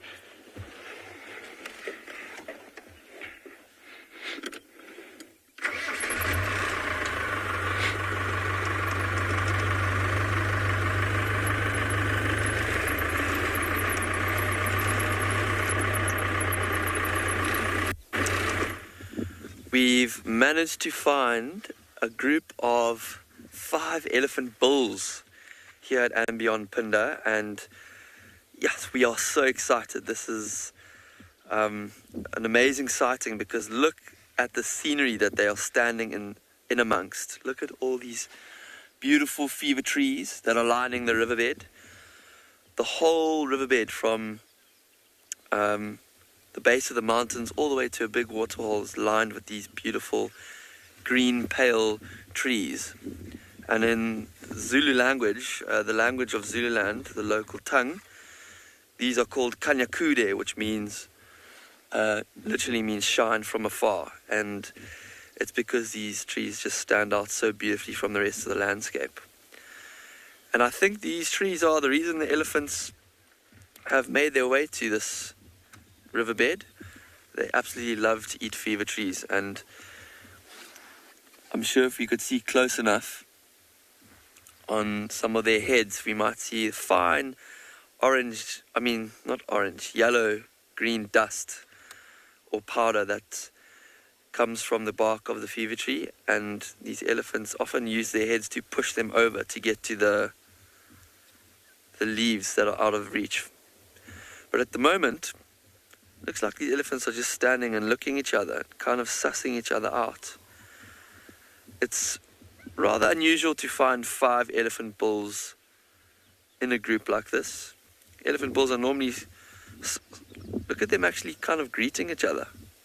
Did you see that elephant bull with no tusks put his trunk, or try and put his trunk on the other one's trunk? And the other one didn't seem to take kindly to that. And now the tuskless elephant's retreating. Now he's coming back for another attempt at a greeting. See if it'll be more cordial this time. But I think these elephants have just met by chance here. I don't think they travel together in this group permanently. Elephant bulls, like I was saying, are solitary, so they are normally for most of their time wandering around alone, maybe with another bull for a bit, but then splitting up with that bull and then carrying on alone. To have 5 of them meeting in the same area suggests that they've come here for a food source and have met together by coincidence, which is why we're seeing this greeting happening here. Look at this. Look at them touching each other with their trunks. Elephants are extremely sensitive and emotional creatures, so the elephant that's retreating now is probably feeling a little bit stressed out by the lack of sort of affection showed to him in that greeting, and I think he may not feel too welcome here. And they base a lot on interpersonal relationships.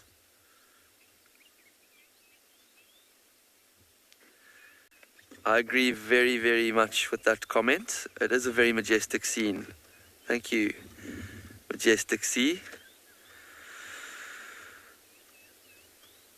And now they look like they're relaxing, these elephants. They're slowly starting to feed again. You see how they're curling their trunks around the grass and spooning them, these tufts of grass, into their mouth.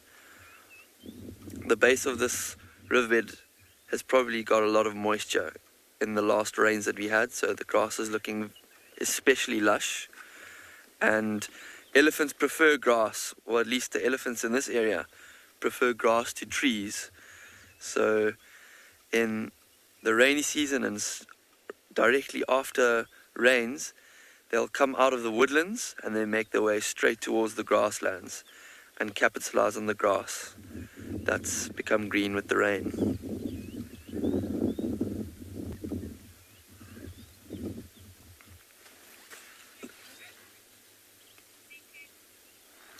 We're going to stick with these elephants and see what they get up to. If they start feeding on some fever trees around them, we're going to send you somewhere else to another live location to see what you can see there.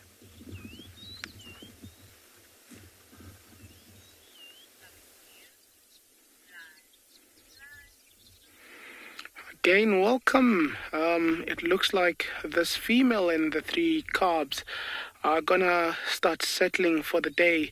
They have found a relatively large shade, and that's probably where they're gonna sit for the rest of the day. It's starting to warm up a little bit. The clouds are giving a bit of way to the sun, and also the cubs start showing a little bit signs of being a little bit tired. So I think this is where she's gonna call it for the morning, and she might pursue whatever she was pursuing this afternoon. You can see the cubs also now starting to settle around her there and getting comfortable in the shade.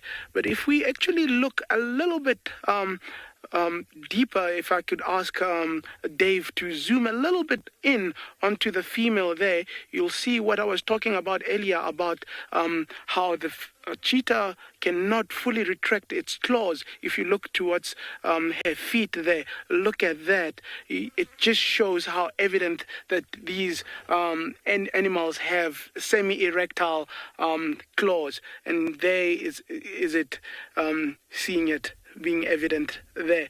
And again, look at that.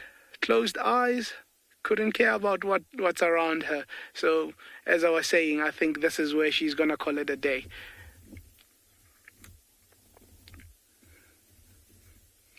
Cub got stuck a little bit there in the...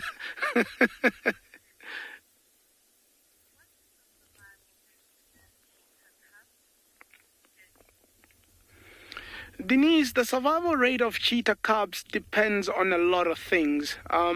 So it will vary from place to place, but in general, you're looking at about a 50% chance survival rate.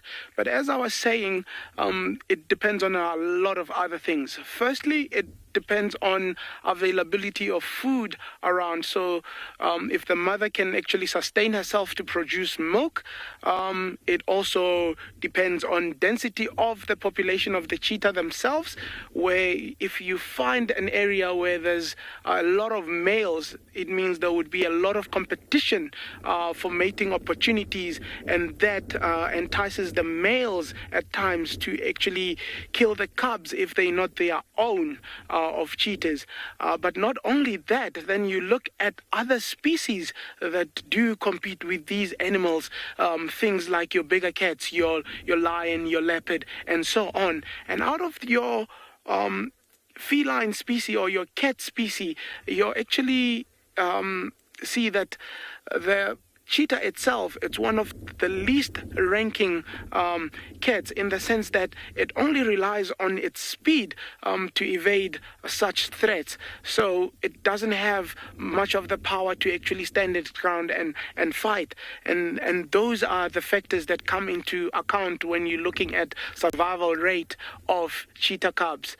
So here at Tswalu, our survival rate is slightly higher than that of the norm of 50%. So I would take it to about a 60, maybe even pushing it to a 70% chance. But in general, that is those factors that would come into play with survival of cheetah cubs. I mean, with this particular female, if you take, for example, from the onset where we first started seeing these youngsters, it's been 3 youngsters since we've known her litter. So she's kept this litter, it's almost 4 months now, judging by the size of these youngsters. So she's done very well for now. And chances are she'll keep them if they do survive over, I'd say, 8 months and above. Chances are they will all make it to adulthood. But you never know. I mean, nature never, play by the rules. So that's just how things go out here in the bush. So let's see, and we'll keep you guys posted on this mother and 3, and let's see.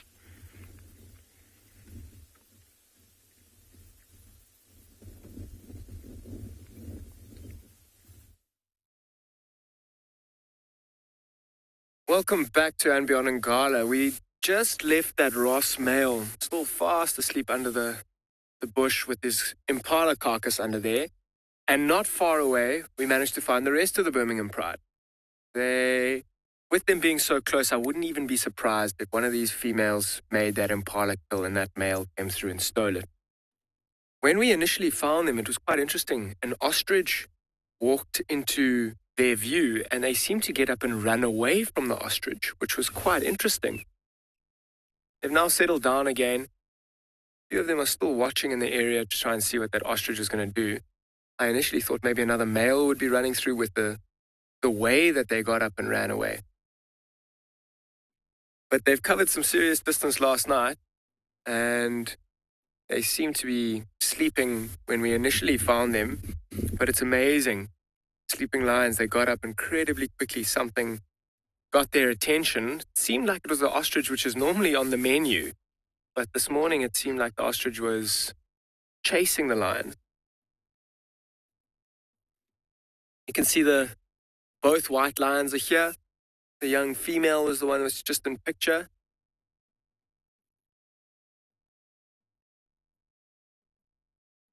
I think I only counted 10 Birmingham members here.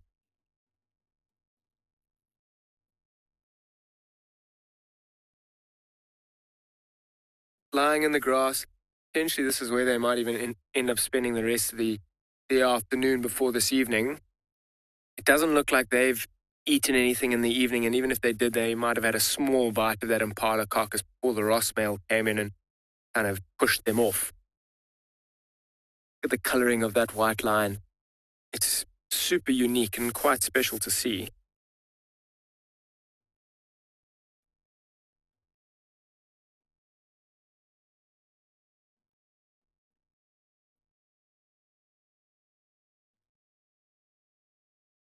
All of their heads are up. I mean, after running away from whatever it was, they've used a bit of energy, making sure that whatever it was that they were running away, as I said, I thought it was the ostrich. It's unusual behavior for them to run away from an ostrich like that. But just to make sure that it's not coming too close or something else that got their attention isn't sneaking up on them.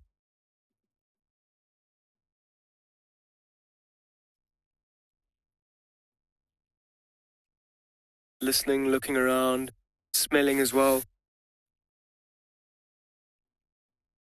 So I think a couple of them are getting up. They might move together again, maybe find a shady spot. Although the sun's not shining today, it's still starting to warm up. They'll probably spend the rest of the afternoon here. It might be a good idea to come back here this afternoon or this evening and see if they aren't going to hunt.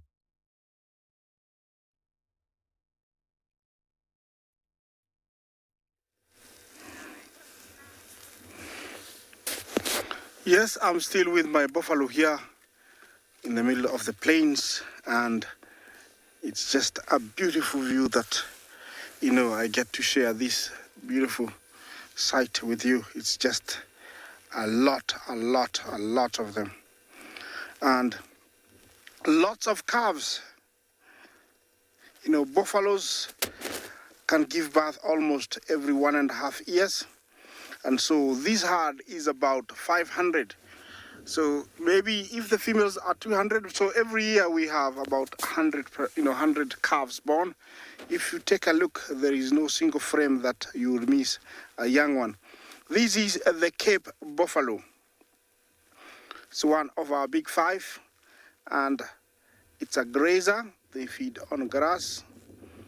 It's a ruminant, very much like cows. They chew their cud. They have 4-chambered stomachs. And here they are moving towards water. It's one of those animals that has to drink almost every other day. It is not like Thompson gazelle or giraffe that can go for a bit. These guys have to drink every day. They have very good sense of hearing, sight, and smell.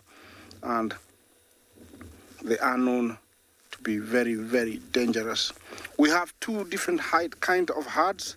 A breeding herd, which is what you're looking at here, which consists of everybody from old bulls, old grumpy bulls,